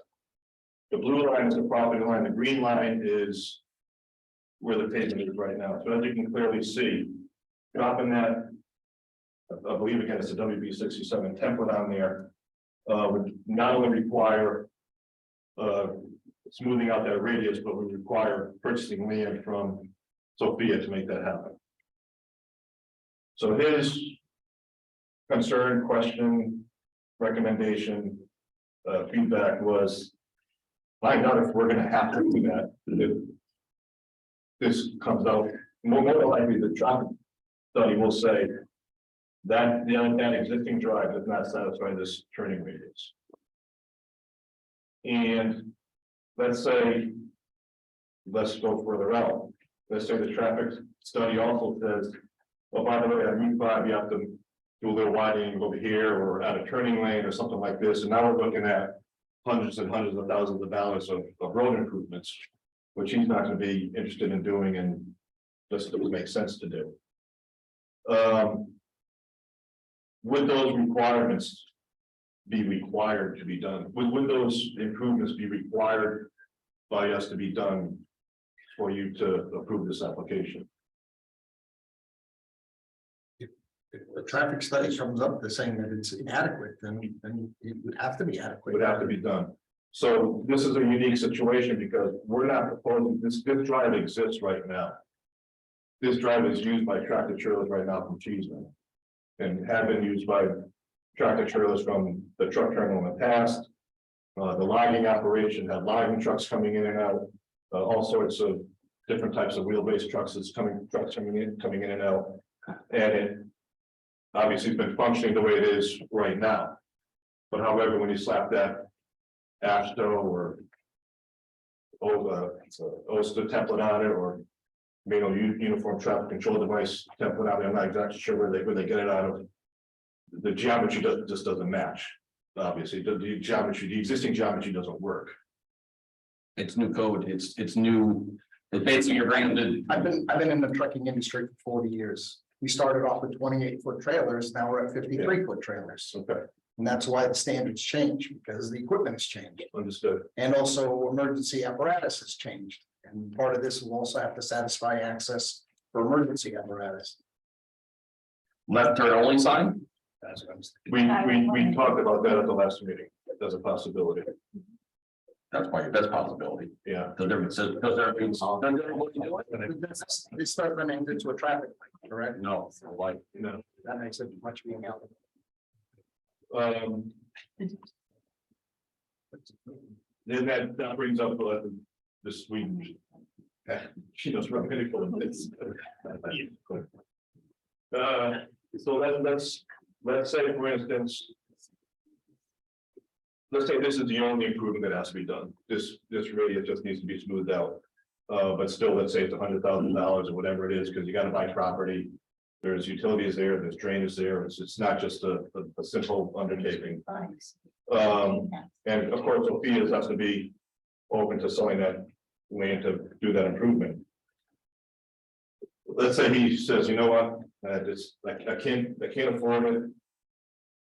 We can't go through with this. Then what happens? Now you have a traffic study in your hands that says you have an unsafe intersection there.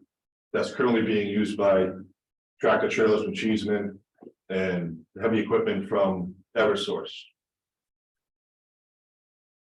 So. You know, what you're asking is whose responsibility is it?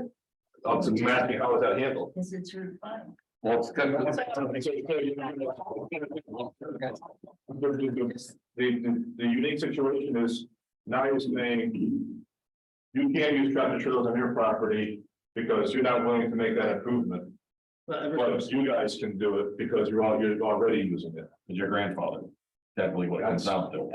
So, here's what the town attorney had to say about that. Because we had this conversation. Our regulations include the reflect and traffic study to support the application. Their parking space count didn't hit the threshold by a few to go to OSTA. But if they create this study, then what? So as the Planning and Zoning Commission, we can't dictate improvements on the neighbor's property, right?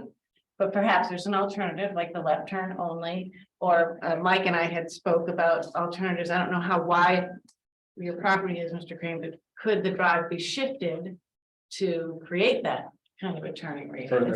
But the important piece that I did hear from the town attorney is the DOT is not going to go after an existing use. Unless there's a project before them. They're not going out looking and trying to change what's out there now. It is, if they have a project, then they would be assessing and asking for improvements, but they're not saying, We've identified an yeah, issue. Because the curb cut's already there. So well, there's This- nothing new to that. we can't ask them to do something on someone else's property, right? But you could find that it was an unsafe condition and try to mitigate it in another way, It's just, which it you've kind of doesn't seem accepted. fair. You can keep using it even though it's unsafe, but it's not unsafe until somebody else wants to do something. You don't have any jurisdiction over what they're doing now. No. You have jurisdiction over them asking you to allow them to dump X number of trucks in addition per day. I would. 75% of the intersections in the asphalt in East Windsor is probably not compliant. We don't, that's not. But if we were gonna do a reconstruction, we'd have to meet the new standards. There'd be an increase in trips per day, because these trucks are gonna be added, so you have jurisdiction over the use that they're asking you permission to conduct on the property. But I'm sorry, but I don't see the logic there. So Okay, now, but if you want to increase it by 1 or 2 trucks, it's not okay. What kind of logic is that? Because you don't have purview over everything to them. I'm talking about safety and welfare of the residents of the town. Okay, It's fake. Frank, look at it this way. If you have mountain tube in your house, you don't have to rip it out until you go put that addition on. That's true. And that's exactly what they're doing. You have to bring us up to code, so they have to bring like the new templates in place for the DOT and fortunately, X, Y, and Z are still doing business as usual. He's new, definitely he's new. As his new use. And he had to comply with new regulations. A lot been driving trucks in and out of I it mean, we understand. since I bought it in '95. Do we have to do a traffic study? The rate said, Whether you. Because if I don't mountain tube in my house, the only person that is in danger is myself. Well, I'm sure you might be a bad example, because if now your house insurance companies are gonna make you get rid of it. So let's say you put an addition on your house, that all has to go to Brandon I code. understand that. So technically, it's like he's putting a new building in because it's a new use and all has to go to code. But if he stays within that same use without a special use, it's all goes away. As long as he stays in that M1 use, but that's easier. When I bought the place in 95, it was all fine for everybody to do whatever they were doing. And so then I changed it over to sawmill use, because I'm a forestry guy. And we had log trailers, bark trailers, all kinds of things coming in and out. Everything was fine then. And now I want to change it back to a trucking terminal. And nothing's fine anymore. The truck side have changed. Yeah, exactly. I think it's the truck. The trucks, Mike said the truck side. 28 footers, now we run 53 footers. Doesn't have the same turning radius. Well, I get it, but 53. everybody can do it there except me. I mean, Cheeseman must have 50-foot trucks now, right? I don't know. Yeah, they got long. The logic just doesn't hold up. We came in for prelim, we had no idea about this. At all. Obviously. No, yeah, we didn't either. Yeah. I mean, a couple months, look back whenever. Yeah. Yeah, same here. We're not. It's one problem, but then actually, at least I don't have a problem putting back to the smoking terminal. We're kind of having a free for all here now. So, The job is- yeah. Do you have anything else that you have to present? No, just other than, Okay. no, to answer your question. All right, so now we'll take turns in asking questions. Okay. I guess I'll start off just going with the overall site plan. One of the things that I noticed is, do you have a designated area where they would accumulate snow on the property? Because looking at, looks like pretty much all of the property is being used for either parking or drive aisles. So where would you actually put the snow? Well, this whole area here is. But if the trailer's parked in those spaces, how are you gonna get the snow there? I'm probably better prepared than he is to tell you. Yeah. Get orientated here.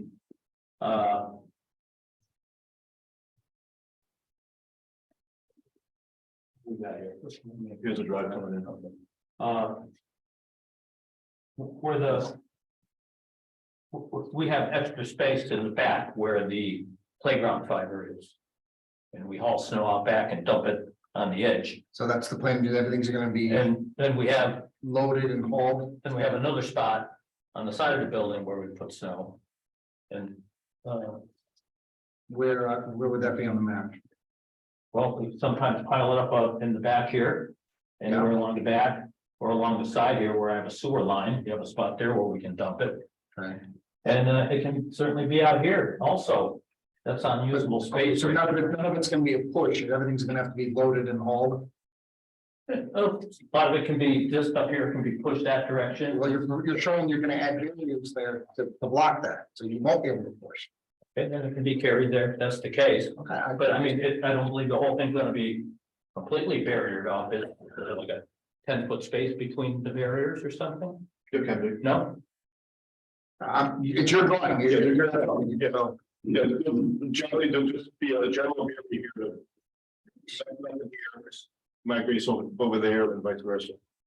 There's just a clear separation line between the two uses. Okay. Another DOT regulation is you have to clear snow off the roof of the trailers.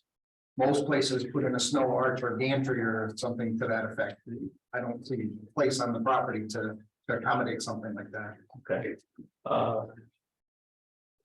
There isn't one right now, and nobody has one up there right now. I understand, You know, but that's I get it. I get it. okay. Site lighting, Oh, yes, I'm sorry. Yes, we have lighting proposed here, here, and here. There'll also be lighting on the building. Once we get further along, we'll do a photometric plan to make sure that everything is okay. up to snuff. What about vehicle maintenance? You proposing to have any kind of a vehicle maintenance? Yeah. So that if any of these vehicles have a flat tire or anything, it's all gonna be outside service, that'll have to come in and. That would be outside service, yeah, no doubt about it, but as far as somebody putting a tranny in, that's not gonna happen. Usually running repairs, usually. There's not a big. No keeping them full of fluids and anything like that. What about fuel? Is there gonna be yard shifters or anything like that? A lot of times trucking industry, I don't know what a yard shifter. it's a tractor that's strictly used for moving trailers around the yard. That would be up to whoever. Yeah, I'm just saying is they are not usually DOT legal, so they can't go drive down the street for fuel. So then you either need to have fuel on the property or wet system or something to that effect. So just questions. Whoever rents the property for that would have to Leave it on them. make sure that's proper. Usually, and if there should be part of the site plan if they intend to Okay. have, so they'd have to come in for a site plan. A lot of times they have, like, Cheeseman has nothing, they have a fuel truck come in. Okay, that's, Fill them up. okay. And then finally, you're showing two-way traffic around the building. Traditionally, trucks only back up driver's side. They try to avoid a blind side back. So what's the reason for needing two-way traffic around it? I was just demonstrating that it's wide enough to have two-way traffic. But are you gonna establish a one-way traffic pattern or you just? They, when they, whoever, rents the building out, they may say, let's go in this direction, or let's go in that direction. I'll leave it up to them. Has any of this stuff, hasn't made it yet to the fire department for their reviews? I have not gotten a written response from the fire. I just wanted to. Fire marshal has been up and see it. So they haven't given us their recommendation or review yet. I think that one of the reasons we looked at the two-way is because if you look at the end spots there, like if there's a truck parked on either end of the building, they can't make that. If you're parked on this left side, they can't make that right turn and head this way, they've got to go left. And the truck on the other end can't make that left turn and hook around, so those two ends, they have to go like this to be able to, am I making any sense? This lane right where can't do this, so he's gonna have to go this way, and this truck can't do that, so he's gonna go this way. So they have to have the double aisles because the spaces, I think, are too long. They wouldn't make it in. This lane here would definitely be both directions. Maybe around you just go here, that way you back in that way, you go here, you back in that way, and then with these angled ones, it's not as severe on the passenger side. Back in. Jimmy, you have questions? I'm good. Dan? No, Got a moment. Dave? No, sir. I'm all set. Okay. All right, this is a public hearing. Is there anyone in the audience that'd like to comment on this application? Okay, hearing none. Is there anybody online that would like to comment on this application? Okay.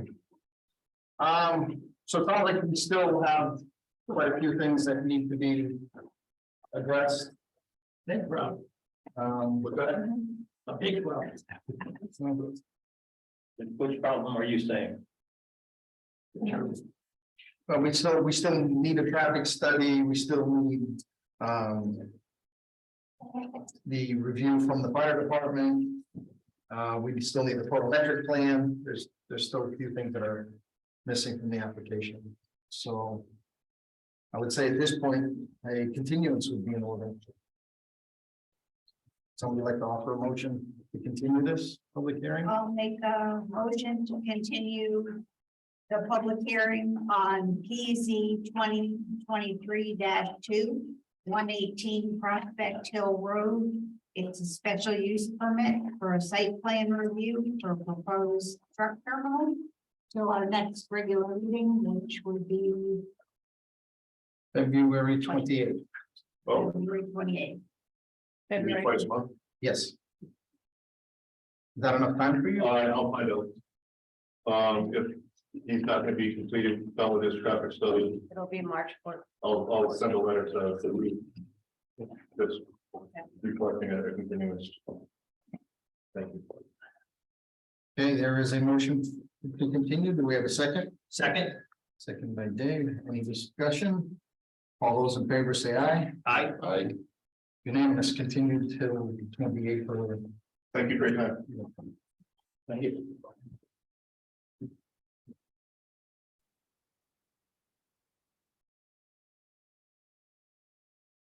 Okay. We have no old business, no new business. Other business, we have an informational discussion. Modification of farm regs to address regrading and excavation activity necessary to improve cultivation of land. That's Meg, that's something you had. We have a couple of folks here. I will say, staff has met with, Mr. Holden. About, a parcel that they wish to regrade. To bring it to optimize farming. Out on the property. And, to do that, they're proposing an excavation. Of 200,000 cubic yards of gravel. And we're looking for the best path forward. For the use, not a perfect fit for 814. And try to find a way through perhaps the farm regs to accommodate. The use, and so we have been in discussions, and Tim provided us with some draft language to workshop, and I'll let him describe to you what he submitted, and we can talk about our perspective on and submit them.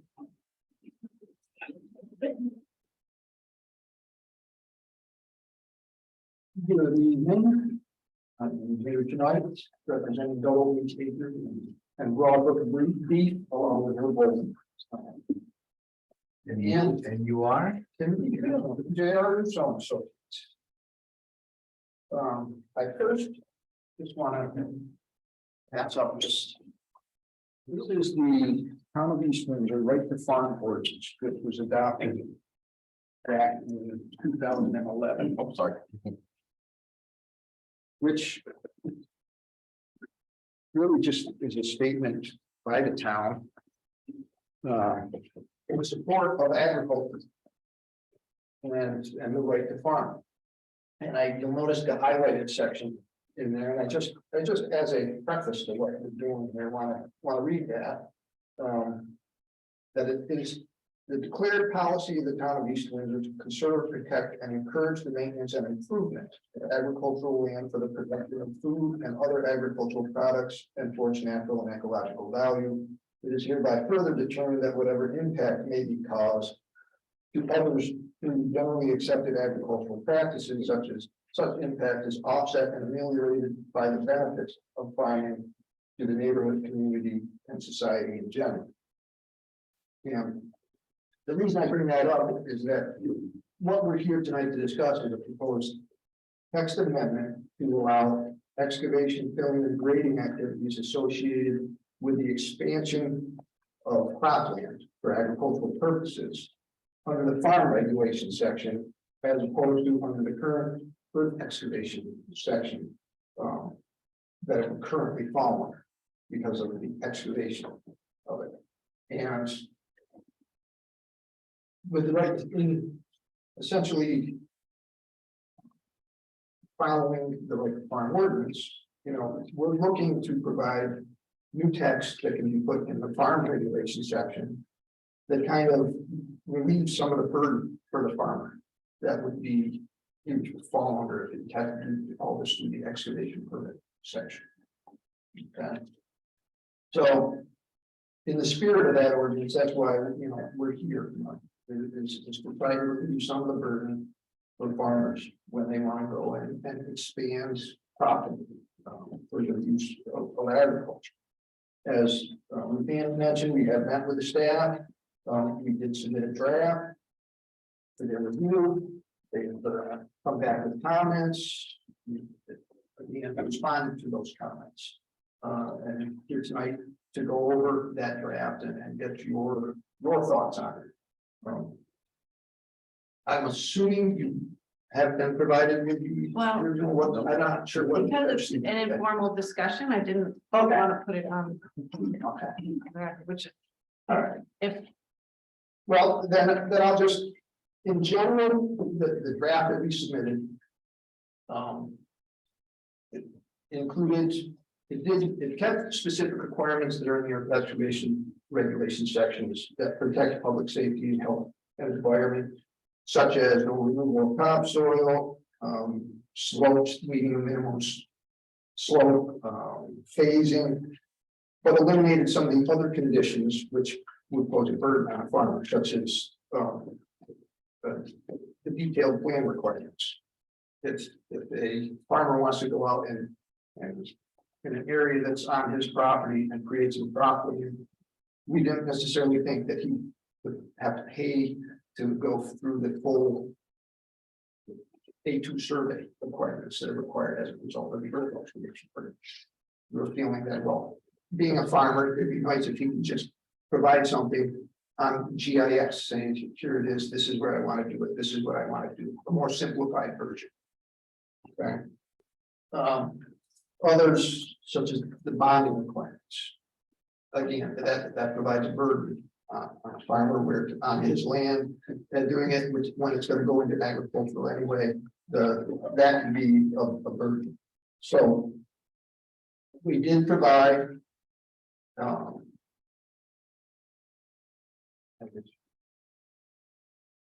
full draft. Again, stating what we wanted.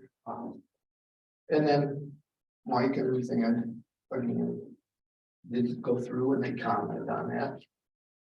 I don't know if it's appropriate this evening to go through.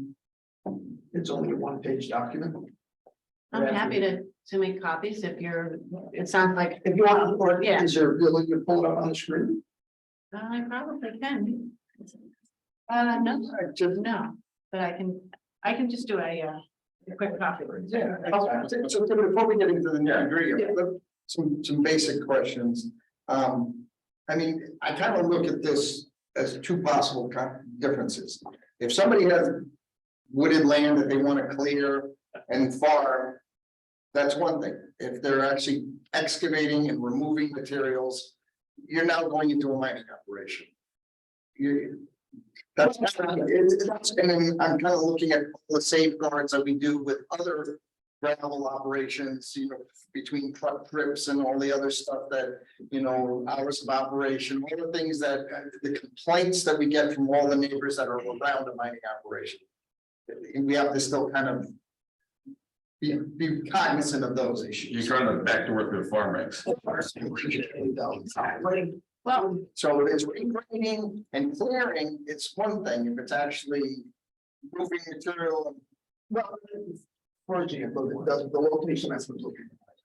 It's an old gravel operation. And it's got pits. And it's got rounds. And was all the reclamation completed? No, that's why the future been there. It's completed. This probably predates the regulation. It's been out there a while. So there are agricultural fields, but there's areas kind of in between these fields, which can be reclaimed, but in order to do that, grading and removal of material is required. In order to maximize, we can get another 8 acres of cropland out of this, which is a huge benefit to the farming operation. In order to get more farming. But it's gonna require moving material. It's not just, you know, pushing some stuff around.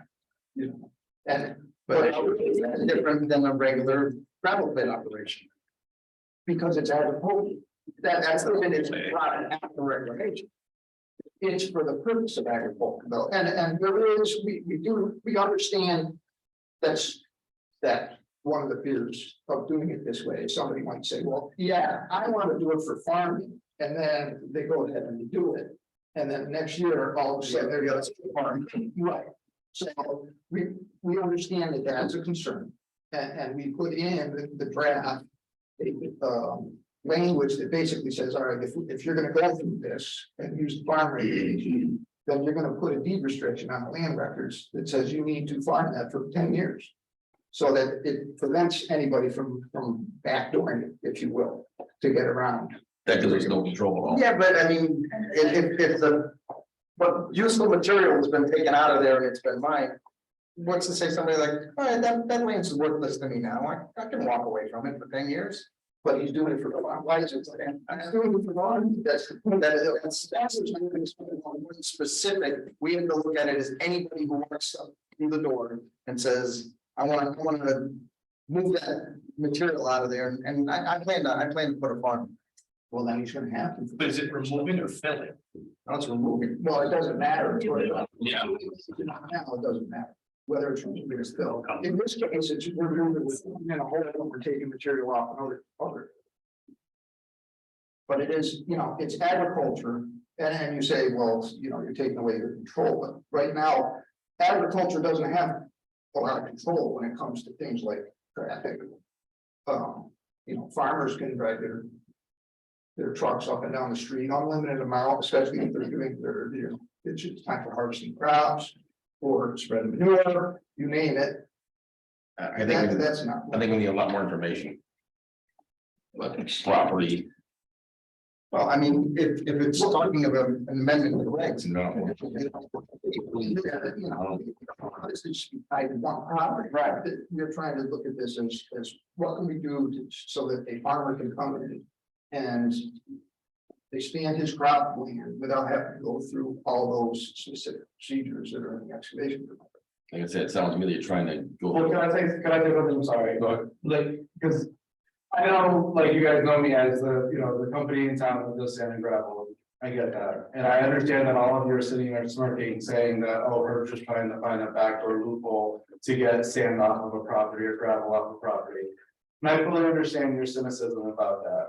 But what we really did truthfully come here today to talk to you about this farm regulation, because the farm regulation is something that, like, if any of you know who I am, like, I am very much committed to my beef business. And it's a beef business that has grown exponentially actually through the pandemic. And we are now servicing, like, a business that I started, 10 years ago is now, we're now a 6-figure company growing inside of Broad Brook. We weren't that back in 2009, 2010 when we started. And this is my like passion personally, just so you all understand, like, when we're talking about this isn't just the amount of material that will come off of this property, if anything, like, is minimal. Yes, it advances at 200,000, and to you guys, 200,000 sounds like a lot. I'll market 1 million yards of material over the course of the year with my trucks here in town.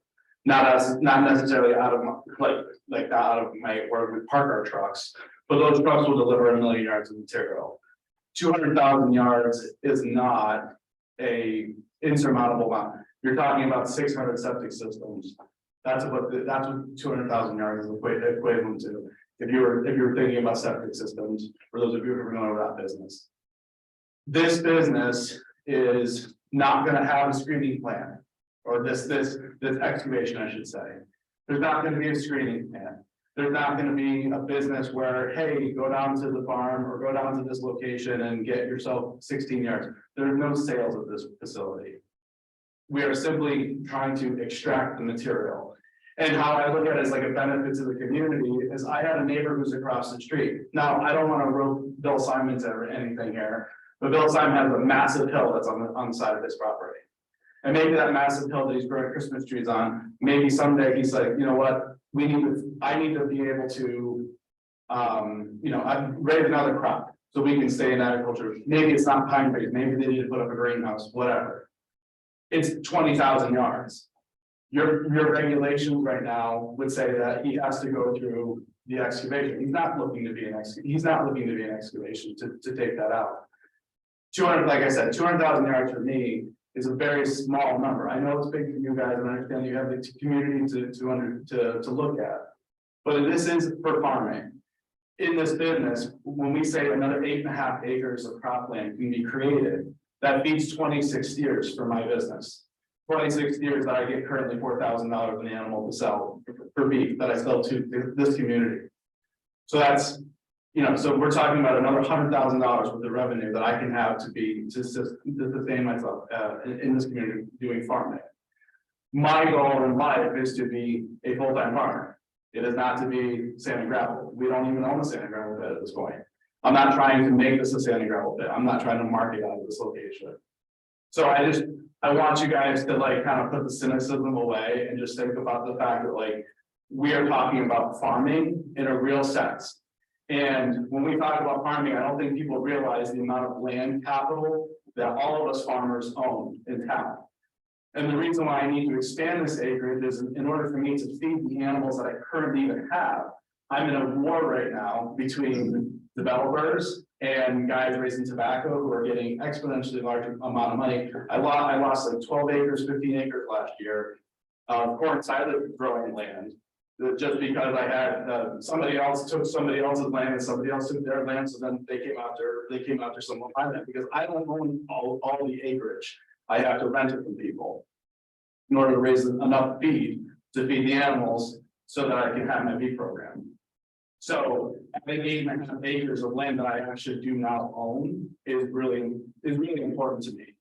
And what Tim was saying here on this particular property, what we're looking at is, this is an old gravel pit, and to answer your question, it was a gravel pit from like the 40s and 50s. So this is like way before that. What I even told Ruth Ann when she wants to come out to look at the bog.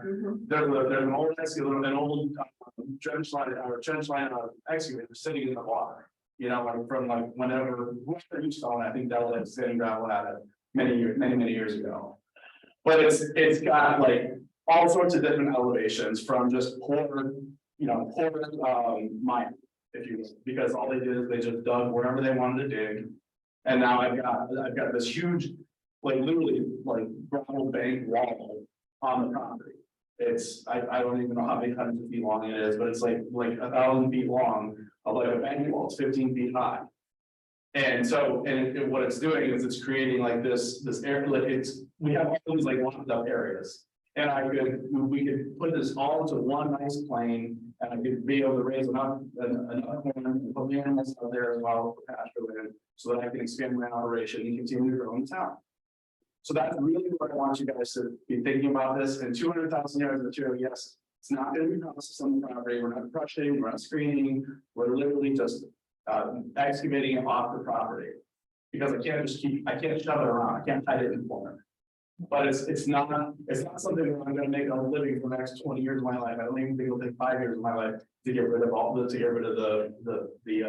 Let's assume that this all goes through and it becomes farming. Sure. Okay, now how is it zoned? It's farming, and what's the zone? We're R3, right? I think we're R3. I guess my point is, not you, many persons say, okay, I'll do this, I'll turn it into farmland. And then I'll have 25 building lots I can sell. Like much of our farmland right now in East Windsor is being sold for building. Which we understand, which is why we offered to put in under this regulation that you had to put a deed restriction for farming for 10 years. We can't say for a lifetime, because that would be selling development rights, which is something that, I would want to be able to still do, is sell development rights. Because the state will pay for those. I can't just sit here and say like, yeah, we'll give you a lifetime for farming. But, I'm trying to be a self-sustained farming operation in this town. And in order to do that, I need to be able to farm all of the land that I can farm and expand to continue operations. That's admirable, but looking beyond that, looking beyond your specific service, I see a problem. What is the issue with 10, like a 10-year restriction on keeping it in agriculture? Well, I'm not so sure that you can do that. I mean, I'm not so sure that applies. Be honest with you. So the problem is you can't move that much dirt you want to move. That's the problem. What's that now? You can't move as much dirt as you want to move. Not leaving on site. I Yeah, can't leave it Yeah, outside, no. there's wetlands and so there's. We're not doing what it says, we're not doing wetlands, we're not, none of that. So in order to make the nice level, consistent slope everywhere, these have velocities. Well, I'm thinking, I mean, it sounds like what you're looking for is very unique to a certain piece of property. Exactly. Versus making a modification to the regulations. Is there any way that this can be addressed by a special use permit specifically for this property? And then you lay out your exact plans, exactly what you want to do, what you propose and everything Then like we're that. back to bonding and we're back to bonding and traffic studies and all the other stuff that goes along with the gravel pit, when this isn't even gonna be a gravel pit. In the sense of like, I'm not gonna have a little trailer there with a scale and come on in and get a load of gravel. We're not doing it either. So. For me, looking at it, it went too far. We had the conversation in the office and the vision and it all makes sense. And then, looking at the scale of the plan. Where there's 7-acre phases and some areas getting excavated down 8 feet deep and only 6 inches of topsoil going on in the finish. It all started like, it is unique and it's big and it looks and feels like excavation permit, but so our response to the original draft was no, not a GIS map. No, like, no, not a staff decision. No, because it was just too big and complex and it wouldn't make sense to do that, given what we could anticipate the reaction being from other residents in town. And That's not sounding and all the abutters to that site. correct. So I think a special use permit is really the vehicle. What if we were to create a new activity called farmland reclamation Under other uses. under other uses, Yeah. other related uses, create an activity called farmland. That was in rec- our response. Okay. Kind of in the And same that's just- section as. That's what he's trying to do. That's essentially what we're looking to do, is we're looking to create another related use in the farm regulations for the expansion of property. Some of the, well, I mean, because it have to be applied against, because you're on the R3 zone, so I mean, I'm looking at permitted uses under 402. Of all your residential, so it talks about farming is permitted by right, and it also talks about greenhouses and farms. That's what I'm saying. If in the use, but the zoning use is, we created a Outside of the farm regs? yes. Oh, In section 402. Right. If we created a new activity called farmland reclamation. So then we would have to compose a whole new draft of what farmland reclamation consists of. What's allowed, what's not allowed, restrictions, any of that stuff. But you could also write like the excavation requirements minus the bonding and adding the land use restriction and things like that into this new activity called farmland reclamation. I would just like to add from selectmen's point of view, and I understand that, what you're doing, we can't make decisions based on what you're doing, as laudable as they may be. Anytime we talk about bonding and not having the bonding, we're putting the town in a bad spot. We've been hurt badly financially more than once by incorrect bonding and not keeping track of bonding and all that stuff. And the bonding is there for reasons. When things don't go as they're planned and promised, somebody's got to pay and fix it. And, specifically with farming, it tends to be near water courses. So if somebody gets into this project where they're moving a lot of dirt and then it falls through and doesn't get fixed, it doesn't get finished, then what? And you're causing an issue into wetlands or anything. I'm not talking about your situation, I'm not talking about I'm talking generally. We just need to be very careful where we say, well, we're not gonna have bonding for this type of a project, where we normally would never allow anything to happen without the bonding, right? I mean, no matter what the finished use is going to be, You have to make the process is the problem, right? The process is what we're trying to defend against as a town. So when he first came around, I'm thinking like, my point of view was like, you guys are just gonna come in, strip out, take whatever, all the good stuff out. Rip it all out, but no permit, not permit, no, pretty much go oversight and then make it farmland. That's the gist I'm getting from up here. So, and I just want to, a couple of things occurred to me when we're talking about it. Number one, how we got here is, we went through, we had a couple of meetings, we reviewed what they had suggested, and we were, and probably still are between what we feel comfortable with, recognizing how this would apply to everybody and what they're asking for. We provided comments to basically say, based upon what you're asking for and not requiring plans, not requiring bonds, we kind of created two categories of this is what we think might work with the level of oversight you are asking for. And it was a very small operation that we limited to 500 yards. So that if you have a farmer that has to do some bona fide work on a small area, then it gives them 500 yards work, because we currently only allow 100 under the current filling for residential property. And if not, you go special permit. Problem is, special permits run with the land, and we now know that we have to give people no less time than we give them for a site plan. So you can't make them do it in any less amount of time than 5 years, and they probably need to get much more than that. So right now they want to go gangbusters, and maybe it's 20 yards a truck, that's thousands, it's still thousands of trips. And if they go fast, it's not that long, but if something changes, it may go over many, many years. But it's still, as you point out, the tail wagging the dog in a lot of ways. One of the things that I'm just thinking out loud about, and I don't know the section of the regs well enough to know if it would work. But I think that it may be possible to create a situation where if the commission makes certain findings, they can waive some of the criteria of 814. And if the use is agriculture, perhaps no waivers allowed. you can, if you create performance standards. So if the following circumstances exist and you put them in the regs, then it's a transparent waiver that you're applying evenly. You can't create an arbitrary waiver where if someone makes the case that it is, then for example, reducing the buffer from 100 feet to 50. There's no standard at which you measure that reduction. But if you said, if the commission makes a finding that a bona fide farming operation has the following needs, certain criteria can be waived, and you establish those standards. Maybe they need an as of right determination from wetlands. Maybe they need to be in PA 490. Maybe they need to have restrictions. And you make those, and you put them in the reg, then maybe you can go through 814.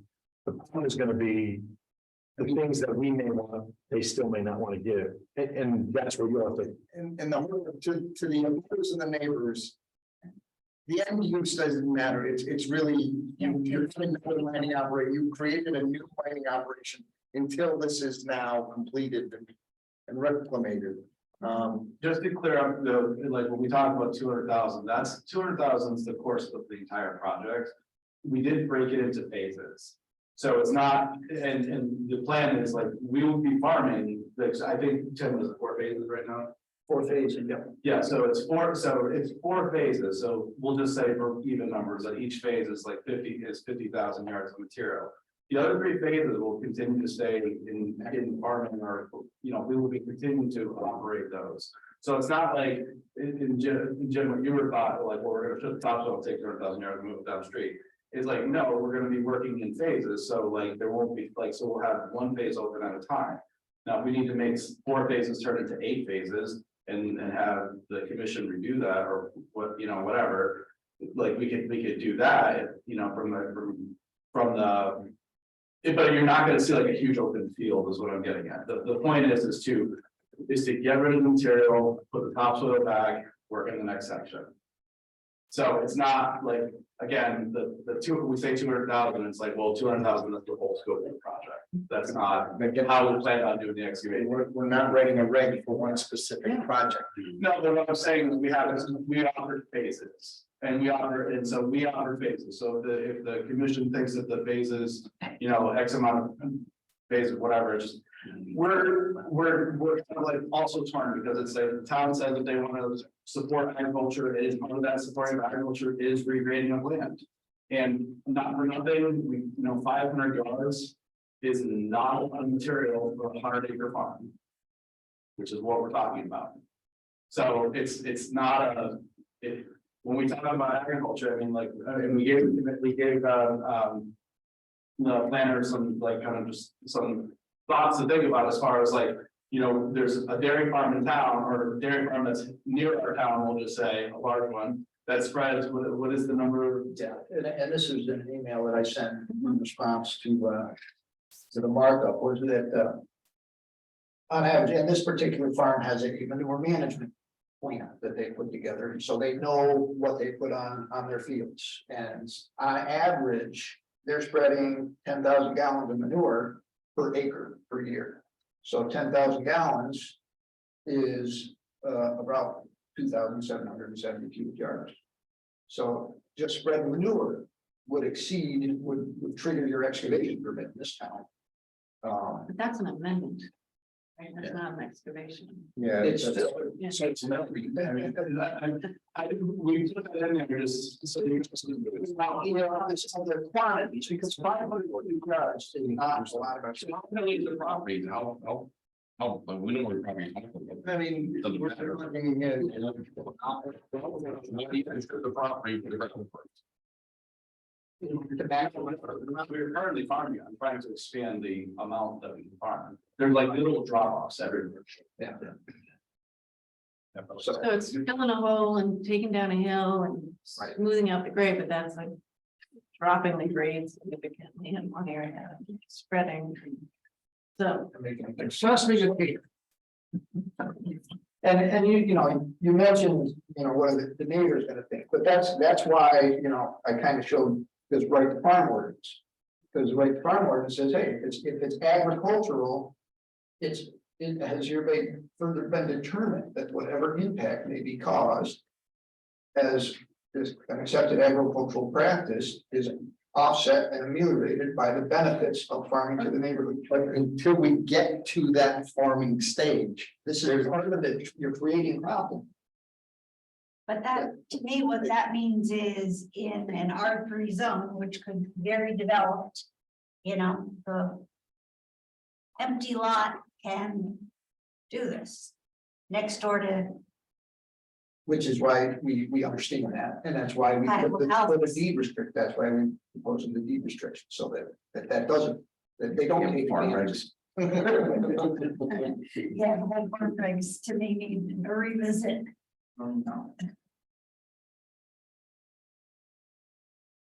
There's a lot of pieces to this.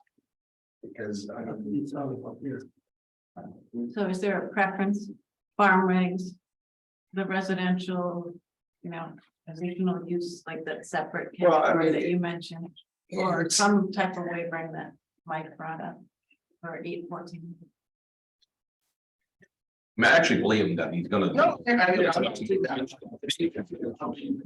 know, for the year you came in and, you know, it's always been, you know, standing ground for you guys. I actually believe that you've made changing course and Yeah. get into the east side of it. Yeah, we've been doing it for a long time. I've heard that. We've been growing exponentially, so, you know, but in order to be, again, in order to be self-sustaining, which we haven't been because that's in a gravel business, because we're paying a lot of bills. You know, but in order to get to be self-sustaining, I have to establish some level of economies of scale. So we bought this property, you know, down the street, if you will, here and still staying here in Broadbrook. We bought this property here, but like I said, there's all sorts of different elevation changes and there's just a lot of overgrowth and just even once we clear it, it's just like, there's just hills and there's just massive hills. We have just, like at one point we go, like, Tim, you remember on the map, like if we're like 228 feet at the top point. And then I forget how low the elevation, it drops 100 feet. Well, like Alan said, there's gotta be some way to bond it. Presently filling it now? No, we're farming it. We're just. And that's the thing is. I don't agree with it. It's currently allowed in every single zone except B3. Right. So if we go through the farming regs, we have to look at how it would apply to every single zone. Out there minus the B3. And you may have a piece of property in a very heavily residential area that people want to turn into farmland. They didn't farm it because of terrain features or something like that. And now this opens up the door that we can, you know, knock that hill down and make it into farmland, but we're in the middle of a neighborhood kind of deal. You know? Well, exactly. And that wetlands is always have to be addressed. Yeah, well, there's another issue. Yeah, but even, you know, even the plan of conservation development, preserve and increase your farmland. It doesn't specify zones. They want that all over town. Places. Correct. Well, so I don't know how big it's kind of really. Here's a farmland. Pretty sure that. But they're still getting neighborhoods. If you could grow pumpkins on it, you just harrow them in, it's considered farmland. You $4.90, you pay $50 an acre, and then after 10 years, you say, oh, my family's grown up, now I'm gonna sell it all donuts. And that's happening now. I know. Well, one of the things is, and I'm not up on the definition of farmland.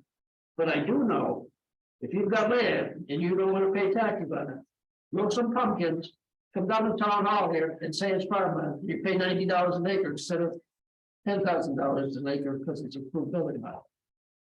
And I think, I'm not saying that's your motive at all, but I'm saying that's a motive of a lot of people. And that can be a lot of nature.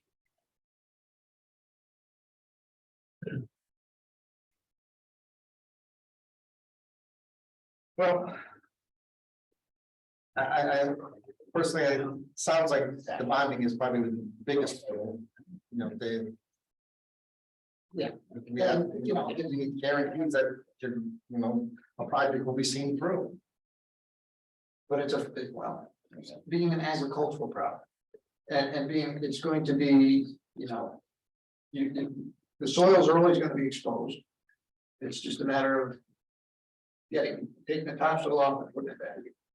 The topsoil is not going anywhere. We're not taking any topsoil off site. Not any specific one site specific, just any piece of property out there. Written into this, no topsoil would be removed from site, no processing on the site. That's part of the draft that we submitted. Yeah, you can, that's the word submit that, I mean. Well, I guess the next step, let us review what draft they submitted. Yeah. And then we'll. We there's in the draft. Okay. See what it says. Sure.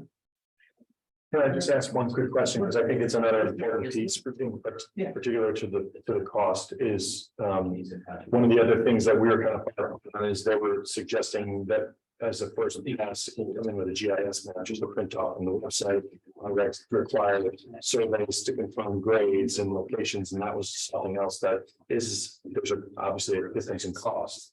Do you have any, that's I think will be another sticking point. So do you have a sense on what typical documents you would expect? You think? From the farmer's point of view, he sees his field out there, and he sees, all right, I got bits and mounts. I want to go out there and I just want to level it off. Do I really need a surveyor to tell me how to level off that farm field? But leveling versus, maybe that's a permanent excavation. Yeah.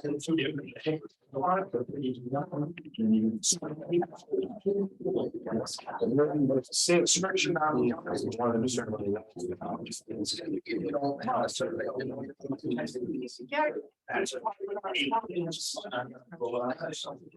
Yeah, so. Now, I'm moving a million yards. So like we said, you belong to do so now we have to make sure we don't.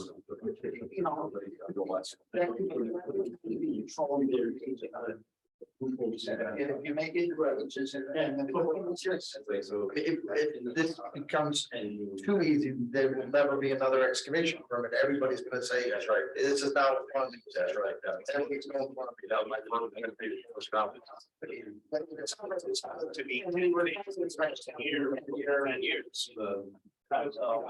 Right. We've been with us long enough to sit at the table, we have confidence in how we kind of got a little experience. Changes. Yeah, it's just deep. There. But I'd say let's review what you've submitted and then we'll have our. Ain't dead yet. No. I mean, we're not going to take the details about it. So. Yeah, zoning overlay that only allows agricultural usage. Have it on there. So we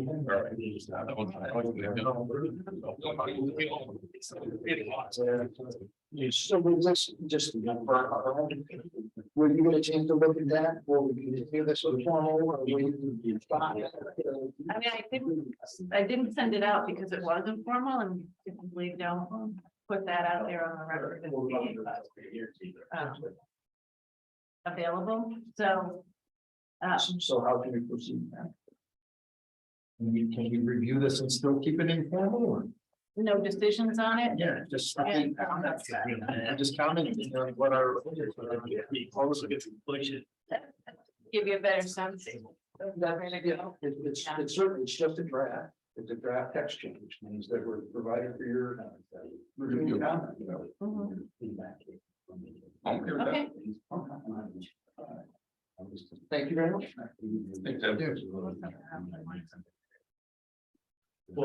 Okay. Next thing we have is affordable housing plan. You got it. You got it. Okay, and- Hey, everybody. Hold on, we gotta turn up the volume.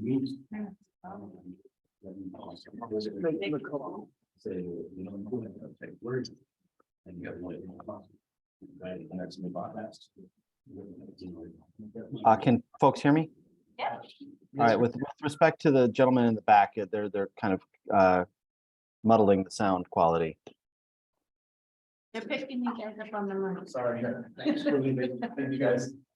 It'll get quiet now. Thank you. I won't speak. You go ahead and set this up if you need. I think we're good. Okay. Well, Mike informs me you guys have a mandatory 10:30 adjournment, so I'll keep this to a lean 55 minutes. I'm going to share my screen. So where we are, so by way of reintroduction, I'm John Guskowski. I'm a planner with Tyche Planning and Policy Group, and I am Mike's business partner. We are in process of creating East Windsor's first affordable housing plan per the requirements of Connecticut General Statute Section 8-30J. And I just want to give you guys a relatively brief status report. I believe, Ruth, did you distribute the draft plan to everyone? Yes, I got the draft plan at the last meeting and then your PowerPoint in this packet. Great. Okay, so I'll run through this very, very briefly. Everyone's got a chance to see this. Again, just a brief overview. The 830J was passed about 5.5 years ago, back in 2017, that required every municipality every 5 years to produce a plan to increase the number of affordable housing developments in that municipality. And that's basically it. That the highlighted section is basically the meat of the entire statute, that you have to come up with a plan. It has to be every 5 years, and it has to come up with some way to increase the number. And every municipality, regardless of your status per 830G, which is the affordable housing statute, has to produce one of these plans. Beyond that, it's pretty wide open as far as how you want to produce it, what it should contain, what the recommendations ought to be, and how you adopt it. You have the freedom to have public informational meetings. You do not have to. You do not have to have a public hearing, but you're certainly welcome to. Because this plan is a little bit overdue. The plans were supposed to have been submitted basically last June. But if you are still working on it, the Secretary of the Commissioner of Housing basically just needs to get a letter. Actually, I think it's Secretary of OPM. They revised that. Get a letter saying we're still working on it. I believe East Windsor has submitted that. So we are still in the good graces of the state. When we talk about affordable housing, 830G basically defines the state's capital A affordable, which is that basically sets a 10% threshold for municipalities to be subject to that statute. It includes properties that are subject to CHFA or USDA mortgages, income restricted, incentive housing, governmental assisted, such as senior and disabled housing, or tenant rental assistance, which is Section 8 traditional housing vouchers. But we also try to include what we consider small a affordable or market rate affordable, basically naturally occurring. These are your lower cost housing options that people can find when they're in town, whether it's an accessory apartment, a dwelling unit, maybe in somebody's backyard or above the garage, small, studio or one bedroom units, basically anything that is at or below the median income. And in short, affordable, when we say affordable, we mean something, quality housing that people can afford without spending more than 30% of their annual income on housing costs. If they spend more than 30% on housing costs, they are considered more of an at-risk category. They are cost burdened, which means that, because of the cost of housing, they can spend less on transportation and healthcare and education and food and any other leisure activities. And that's not a good place for people to be. So we try to increase a variety of options to make sure that people at all stages of life are able to find suitable housing. And so that is the overall goal of creating an affordable housing plan. And as I said, the state really prescribed no specific process for creating an affordable housing plan. What East Windsor has chosen to do is, the process that's led primarily by you as the Planning and Zoning Commission, as well as involvement of First Selectman Bauza, obviously coordinating with Ruth, the town planner, and Mike, and the consulting team with us at Tyke. We have done public survey, and we're looking to do these series of public presentations at Planning and Zoning. It will be up to you if when we come up with our final product, if you want to have a public hearing. Again, that's entirely open-ended by the state. A little bit of where East Windsor is, and again, you saw both the report and the PowerPoint, so none of this should be shocking to you. East Windsor has grown a little bit over the last couple of years. After nearly a decade of relatively stable population, around 11,200, 11,300 people. It shot up, moving towards 12,000. And unlike many communities in the area, many of your cohorts of sort of suburban, semi-rural communities, there's a lot of younger people in East Windsor. Your two largest demographics are, 25 to 34 young professionals and 45 to 54, which is basically established adult households. The senior population isn't particularly large relative to a lot of your cohorts, and about 3/4 is Caucasian white. Looking forward to the future, the state data center does project that East Windsor's population will grow somewhat substantially over the next 25 years or so, looking to go from around 12,000 where we are today, a little over 12,000, up to nearly 16,000. And again, this is not marked in stone, this is not destiny, but the trends and the growth patterns in East Windsor do indicate that East Windsor is poised for some growth. A lot of that growth, however, is, if again, looking at our demographics, is going to be in the older population. And this is something that we see throughout Connecticut, is that our seniors are growing, not only in terms of raw numbers, but in terms of the percentage of our population. The rest of East Windsor's demographics, and again, this is not cast in stone, these are projections, are projected to remain relatively level. So East Windsor is proposed to get a little bit older, which will bring it more in line with a lot of the rest of Connecticut. In terms of your housing, it's largely, although somewhat more diversified than a lot of its cohorts. It has a little bit more multifamily housing, but basically 2/3 of the town is single-family units, single-family detached units. Most of them, the vast majority of them, over 85%, are 2 or more bedrooms. But a tremendous percentage of the town, more than half of the town's housing units, were built before 1980, which means that they're going on around 45 years old. They're getting to be, in terms of the aging housing stock, which could create maintenance problems down the road. So East Windsor is not subject to 830G, as I'm sure you're aware, 830G being the Affordable Housing Appeals Act. The total number of assisted units in East Windsor are 698 out of the 5,500 or so. So you're at about 14% affordable. The vast majority of those are government assisted, which is basically housing authority, senior disabled housing. There are a significant number of CHFA and USDA mortgages, which is heartening. That means that people are taking advantage of that program in town to get into a home ownership situation. When we talk about the actual raw numbers about what we mean when someone is looking to rent in town at an affordable rate, we put in the HUD fair market rates for the 2 zip codes in East Windsor, anywhere between $820 to $1,800 a month for rent for a for East Windsor, and I'm sorry, 06016, is that Broadbrook? Right. So it's basically between 1,000 and 2,200 a month for rents. That would be considered, that is what the government considers affordable rents. And so if you were looking at some sort of development that would be income limited, those would be the numbers we'd be looking for.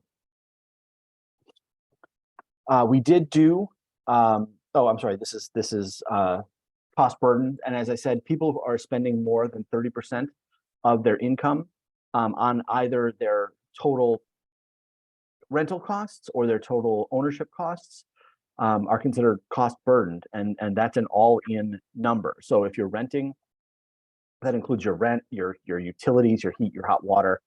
If you are in an ownership situation, that includes not only your mortgage, but it also includes your utility costs. So when you total all of that stuff, all of those housing components together, if you're spending more than 30%, you're considered cost burden. In East Windsor, for renters, it's slightly better than Hartford County or Connecticut as a whole. So only about 34% are cost burden. Still more than a third of your renters are in a situation where they're spending too much on their housing. And for owners, it's relatively comparable to both Hartford County and the state. You're talking about a quarter of the population is cost burdened, which is, when you think about the number of households, you're talking 5,500 households or so in East Windsor. A third of those, between a quarter and a third of those folks are struggling with their housing costs, and that is significant. As part of this study, we did do a survey. I will acknowledge that it wasn't fantastically well participated. We had just under 50 participants in the community survey. It's something that you may want to consider re-advertising. However, this is not something that's mandatory, nor is this a binding referendum on your decision. So it's really just a snapshot of public opinion on certain matters. And so, take this for what it's worth, which is, again, a relatively small sample size of East Windsor residents. But I will note some of the highlights of the survey, where a significant majority, nearly 60%, did indicate that they were concerned with the overall housing cost and homeownership in East Windsor. And significantly, over 2/3 of respondents, when asked the types of housing units that are most needed in town, young families. And this is somewhat unique. And I think it reflects the fact that there are a lot of young homeowners, a lot of young renters in East Windsor relative to your peer communities. Seniors is generally, when we do these surveys in communities, is generally one of the very highest priorities, with young families, young professionals right up there in the mix. But this was significant that 2 to 1, people thought that young families were a huge priority for creating housing opportunities. And so what that means is when you're looking at implementation, that it really shouldn't be just studios and 1 bedrooms, because in multifamily situations, because those aren't particularly friendly to young families, that we need to look at 2-3 bedroom and ideally some home ownership options. Other community survey results, the types of housing that was needed in East Windsor, the responses were pretty much across the board. The top priority just slightly was single family detached homes, with a lot of strong responses for two families, townhouses, 2 and 3 bedroom apartments and townhouses. So there was, I think there was an indication that a lot of different types of housing were needed in East Windsor. And geographically where, Broadbrook was the most popular, although, there was a lot of indication in other parts of town. Warehouse Point, the Route 140 corridor were also, frequent responses. And again, we didn't have, an overwhelming response on this. So this is a sort of take it for what it's worth data point. So after reviewing that data, the demographics, the town's, progress on updating planning and zoning regulations, we came up with several recommendations for action as part of the affordable housing plan. A couple are basic administrative steps. First being basically identify someone at town hall to basically be the point person to, answer questions about what is the town doing about affordable housing? If I have questions about housing opportunities in town, who do I go to? Who do I ask? And so it's incumbent upon the town to identify a person or some sort of body, whether that's a housing committee, whether that's a task force, to be charged with the implementation of this plan. Because if it's just a written plan and it's nobody's job, or another way of saying that, if it's everybody's job, then it is very unlikely to make a lot of progress. So it's important that it's designated to somebody to follow up on. And similarly, to make sure that resources are readily available. And so devoting a municipal web page on the town's website to make sure that all of the available resources, funding, development opportunities, available properties are clearly publicized. And so people can have sort of a one-stop clearinghouse for information about housing opportunities in town. Additional recommendations to adjust zoning regulations to allow for middle density housing, or what we call the missing middle, which is basically 2, 3, 4, 5, 6 unit, maybe between 2 and 8 unit housing as of right, or make it a very easy process in targeted locations. This doesn't need to be across town. It doesn't need to be in rural areas where you don't have access to public sewer and water and you don't have access to transit. But in areas where you have those resources, you should consider making it easier to develop higher density housing. And so that's a regulatory adjustment that you as planning and zoning should take a look at. You have adjusted your regulations to promote or to allow for accessory dwelling units and tiny houses as a concept. But the problem being, most people don't have sort of text alerts or notifications when the zoning regulations change that give them more rights on their property or give them opportunities for housing that they didn't have maybe 6 months ago. So it's important for the town, you in planning and zoning and economic development, to let people know that they can add accessory dwelling units or that they can diversify their housing opportunities as of right on their property to create opportunity throughout town. And to make so if people know about the opportunities that are presented to them through the regulation process, the hope is that they take advantage of that and create more housing possibilities going forward. So it's a public education process. The last set of recommendations, again, some zoning changes. Section 8.2I of the Connecticut General Statutes allows for inclusionary zoning, which is a process a little bit similar to your open space designation for subdivisions, where in a subdivision you are allowed as a planning commission to require a set aside of open space. This would be an allowance of you as a zoning commission when you approve some sort of multifamily or development over a certain size to require a mandatory set aside that some of those units be designated to be affordable. Or in lieu of that, similar to you have a fee in lieu of open space, you could have a fee in lieu of the affordable set aside so that you could build up an affordable housing trust fund to create or make available affordable units somewhere else in town at an appropriate, scale and location. And this is something that the statutes allow you to do, and it's just a matter of the town taking advantage of it. And then it's more outreach and public education. Again, the state and feds through USDA and CHFA do have these funding programs for first-time homebuyers, people who are at slightly lower end of the economic spectrum, looking to get into East Windsor in an ownership situation. And these USDA and CHFA programs allow people to sort of reach up and get into a property ownership situation as a first-time home buyer. And these are programs that come at no cost to the town and contribute significantly to the town's affordable housing stock.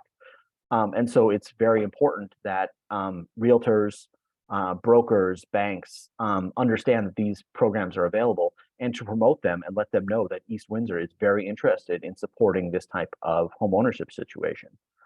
And then to look at partnerships with nonprofit organizations, senior community developers, and sort of different types of multifamily mixed income developers to look at available properties as new development or as redevelopment opportunities, to really let them know that East Windsor is open to this sort of development. There's a lot of power in sort of saying the town is willing to say yes, and the town is willing to embrace a certain type of development. And then the most important part of the plan is the implementation. So it's not just, let's come up with some goals, even though, again, 830J does not require any specific reporting or deliverables or, that you need to demonstrate that your plan was actually successful. Ideally, we would like this plan to be successful. And so we are including an implementation table that designates a primary entity to make sure that we know who is responsible for each action item, as well as supporting entities and identifying each goal as being high or moderate priority, and approximately how long within this 5-year plan window those elements will take. So all of this is in draft. It is all up open for discussion, but those are the recommendations thus far. And at this point, we leave it to the commission to take the next step.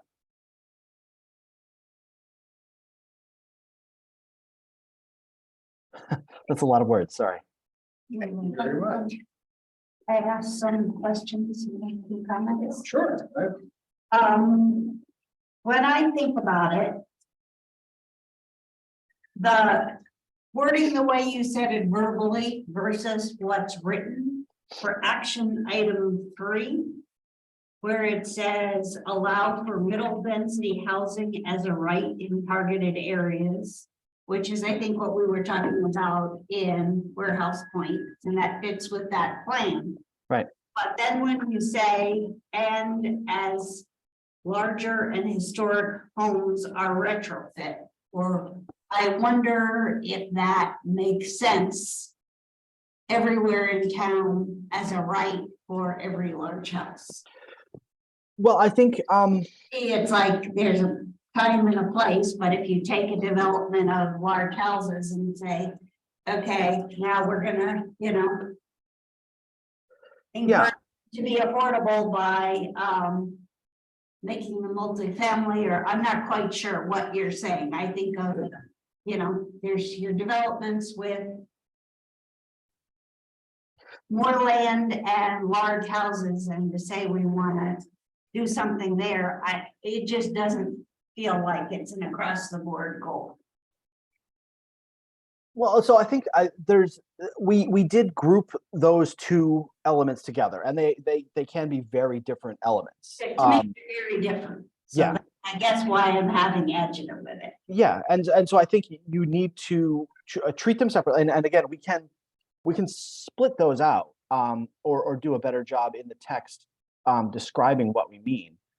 But the overall idea is increasing density where it makes sense and where it won't make that much. I totally agree with you. Right. But that isn't how Okay. I read it. All right. I appreciate that. Along that lines, then, currently multifamily housing is only allowed in the R1 zone. So are you saying that we now need to modify that requirement to allow it in other zones, or we can stay with our underlying zoning and still saying that it's only in an R1 zone? I think what this is suggesting is that you add a little nuance to what you mean by multifamily. You know, and I think in when you have a multifamily zone, and you know the development patterns in East Windsor indicate that you have some larger apartment complexes. And this would be talking about relatively smaller scale multifamily, where we're talking about 2, 3, 4 family, maybe up to 6 or 8 family at the outside, in areas that are more densely settled with traditional, higher density single family lots.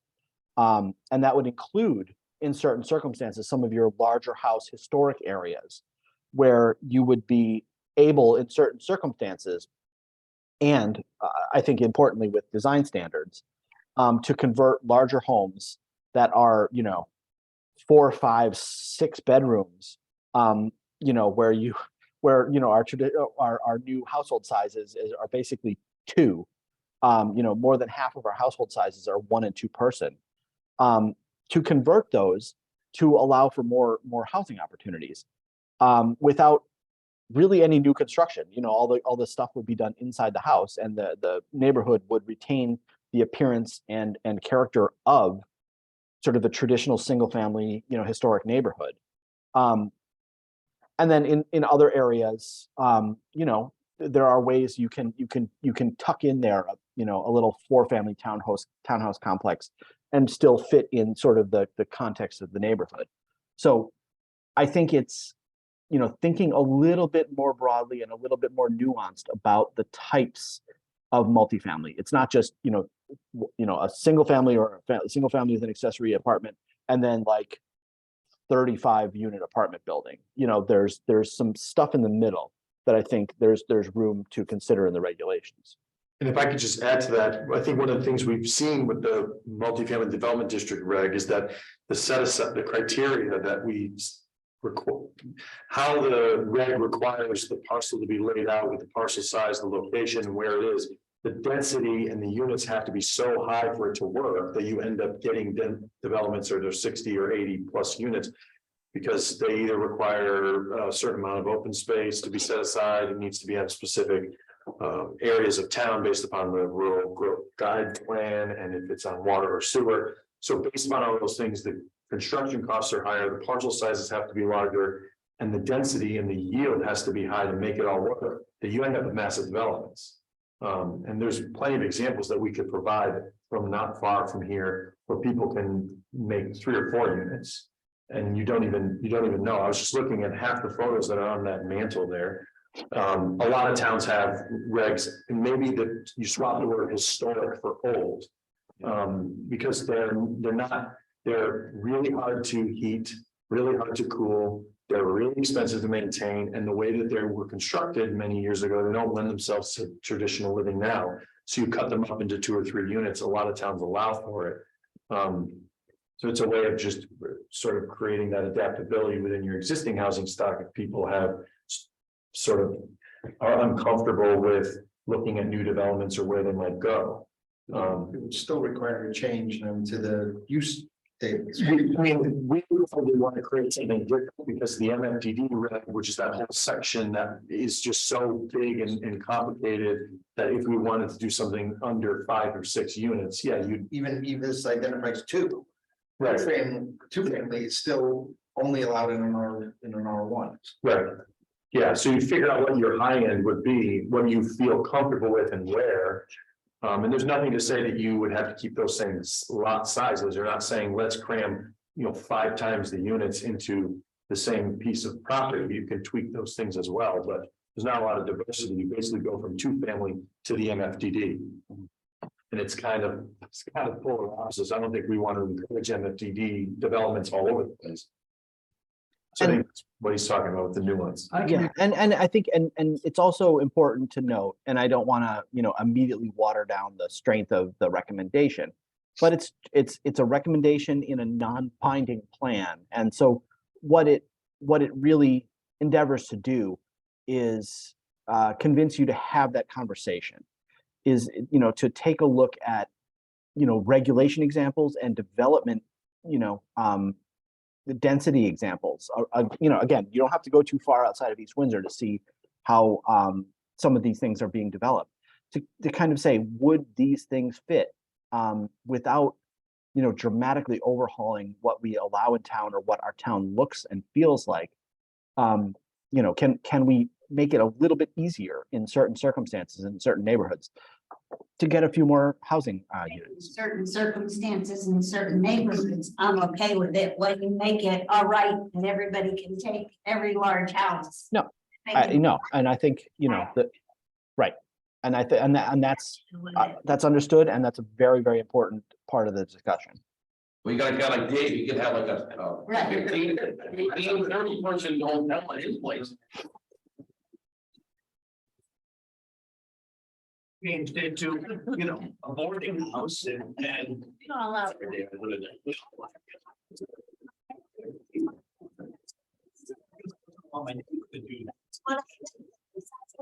It's the kind of neighborhood where it shouldn't be. So we may be on an action item that sounds more like assess the feasibility of the middle density housing. Yeah, like that. Figure it out. Yeah. Right? The way we're talking about it, Mhm. I think we could make it work. The way it's written, it kind of burns. Mr. Chairman, do we have a motion to extend the meeting beyond 10 o'clock? 10:30. It's 10:30 is our requirement. So 10:30? I'm sorry. See, I'm living in the past. Anyway, I vote nay. Present. Technically, you're living in the future if you want to. While we're on it, the concept of the set aside, the fee for open space, taking that to say to a developer, we're gonna take money for denser housing. I would wonder how we'd administer that. Our experience, I think, with the fee in lieu of open space is there isn't a lot of money being generated. So if we make $1,000 a year, but are we accomplishing anything? So it's not I'm opposed to it, it's just I see it as a lot of accounting and then a question of what do you do with very little money? Well, a lot of this is dependent on the rate of development and a lot of, The rate of development, what we've seen in East Windsor, to me, feels small, when we're talking about residential units.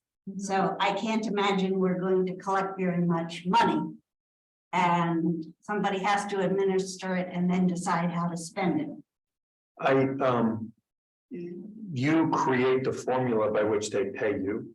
So for example, many towns are developers are no. House. If someone's building 100 units and you require 20% set aside, the developer doesn't want to deal with the affordable units.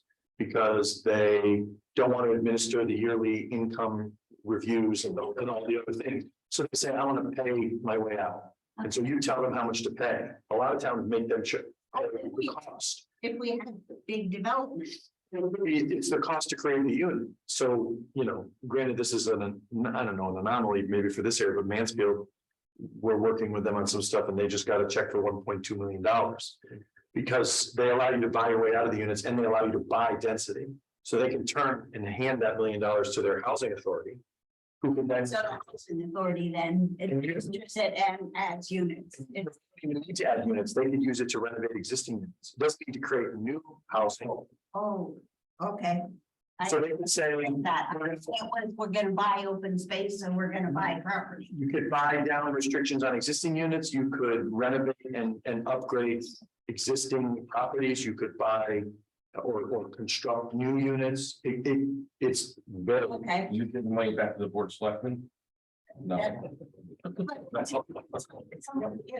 thinking of it like the open space where there's hardly any money. And if you have to buy houses with it, Yeah. good luck to you. You could be getting $8,000 or $100,000 per unit. So if you have. If we ever got a huge development. Right.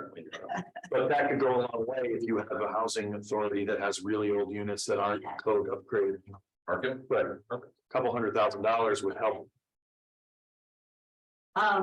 Then at least the list is short of action items and, only a few of them strike me as big lifts. But we've always had the implementation challenge. We did the plan of conservation and development. And we had a meeting or maybe multiples where we talked about where we are and how well we're doing at implementing it. We adopt another plan and we put work on ourselves, so we have to make sure we're ready for the work. And the other question I have for you in the cost burden of East Windsor, and I know this is maybe not generally felt, but I feel like a big cost burden in Connecticut is taxes. So when you, not only do you have your mortgage or your rent, you have a big tax burden that goes either as paid with the mortgage or twice a year as a lump sum. That's a big chunk. And it wasn't clear to me if that's in what makes things affordable or not affordable. Yes, so that's an all-in cost. So a mortgage would include property taxes in the calculation. Okay, because I don't pay them. Mine's paid off, thank God. So. Right, but you're still paying 34.5 mils, yeah. Okay, That's it for me. anyone else have any questions? Nope.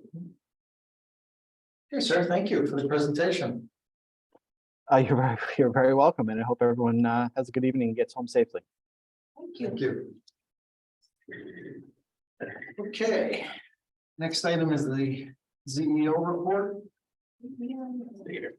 There, anything you want to bring to our attention?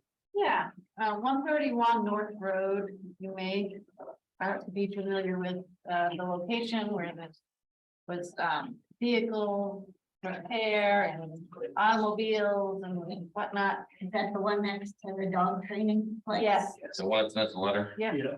So we're not seeing a lot of progress out there, actually. And we've been getting rid of vehicles. We went out there, on the 30th of January. And there were 4 or 5 cars left for him to remove. And Danielle is going back out. She had February 2nd letter go out to him to kind of seal in what was left to be done, and he'll be heading back out there to keep that dialogue open. So it's not all the issues, it's really the unregistered vehicle issues that we're dealing with right now. But he's being very cooperative. So on page 3, that 93 Main Street, she had closed out, but has had some other observations recently, so she's going to be reopening. No more cars showing up there. 124 Newberry, that is Coda Construction.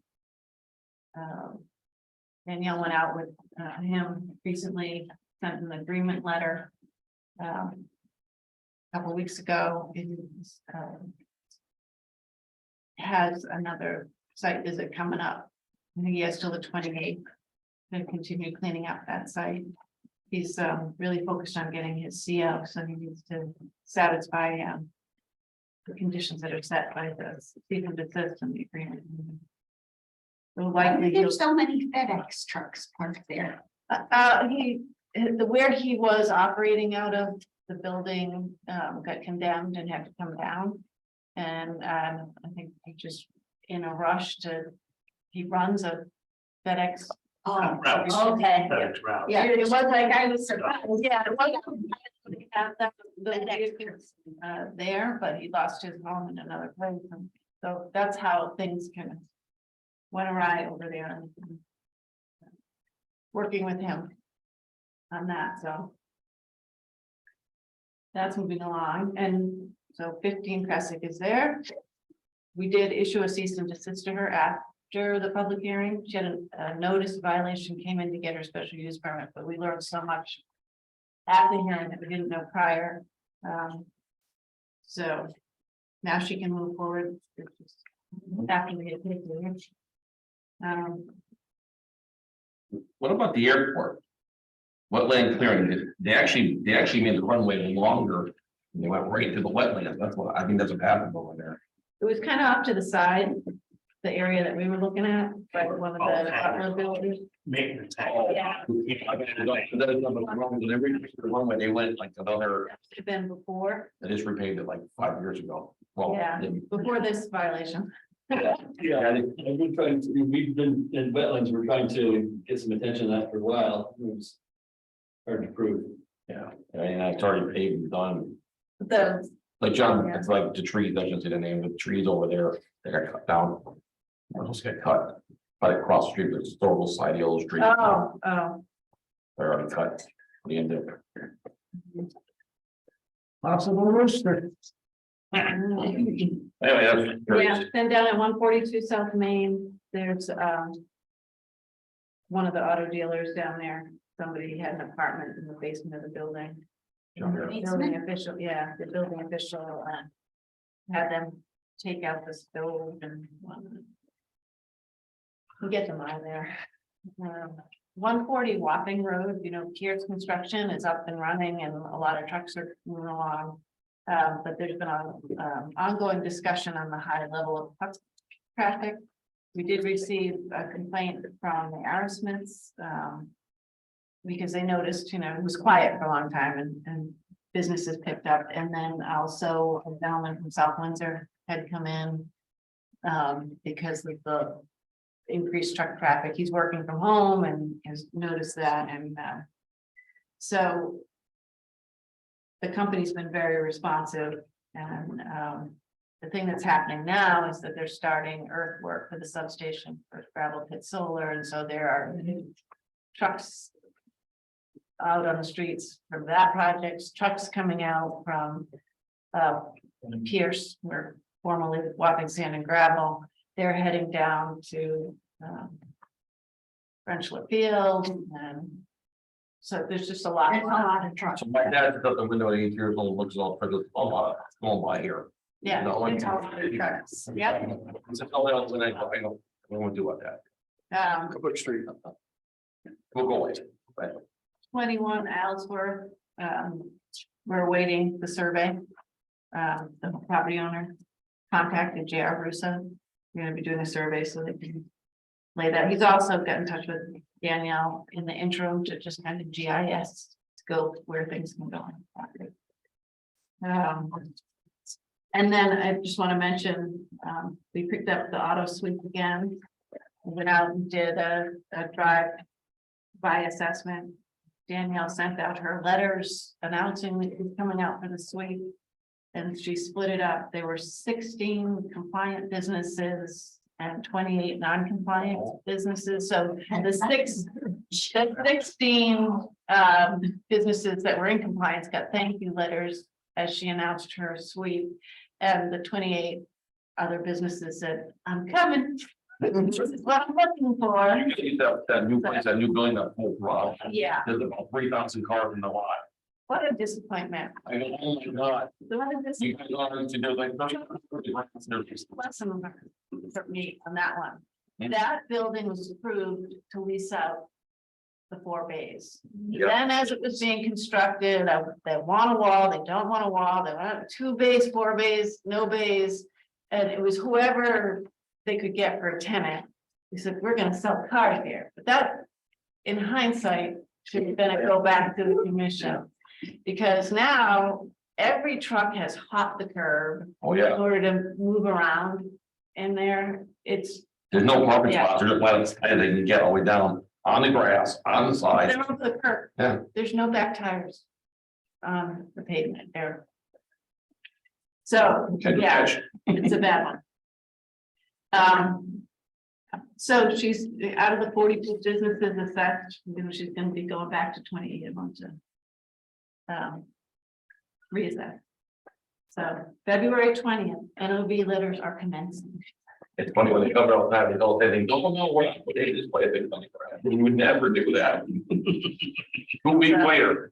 Without planting the wetlands. There we are. We're gonna dig out all this dirt and we're gonna. Honest, yeah. It's getting fun. All right, under correspondence, we have the Connecticut Federation of Planning and Zoning Agencies, their 2023 annual conference. And Katrina emailed that out to all of you, so if you're interested in attending, we can get you registered, okay? Right, you gonna go? Sure. Okay, big deal. Gotcha. Being right. Okay. No, I don't know, it's on 1,000. Oh, we don't care what the speaker involved. So we'll have, Sorry. Katrina registered. Sorry. Okay, business meeting in the interest of time, I requested some time to discuss some of the continuing education that we've been attending, but we can table that to the next meeting if you can give us some time on that. Because some really good topics have been brought up, and if not everyone's been on those Zoom calls, definitely worth covering. So we'll do that at a future meeting. You have anything required for executive session? No. We do not. Okay, then I'll entertain a motion to adjourn. I make a motion to adjourn. We have a motion. Do we have a second? Second. Second by Dave. All those in favor? Aye. We have adjourned at 10:15. Just me.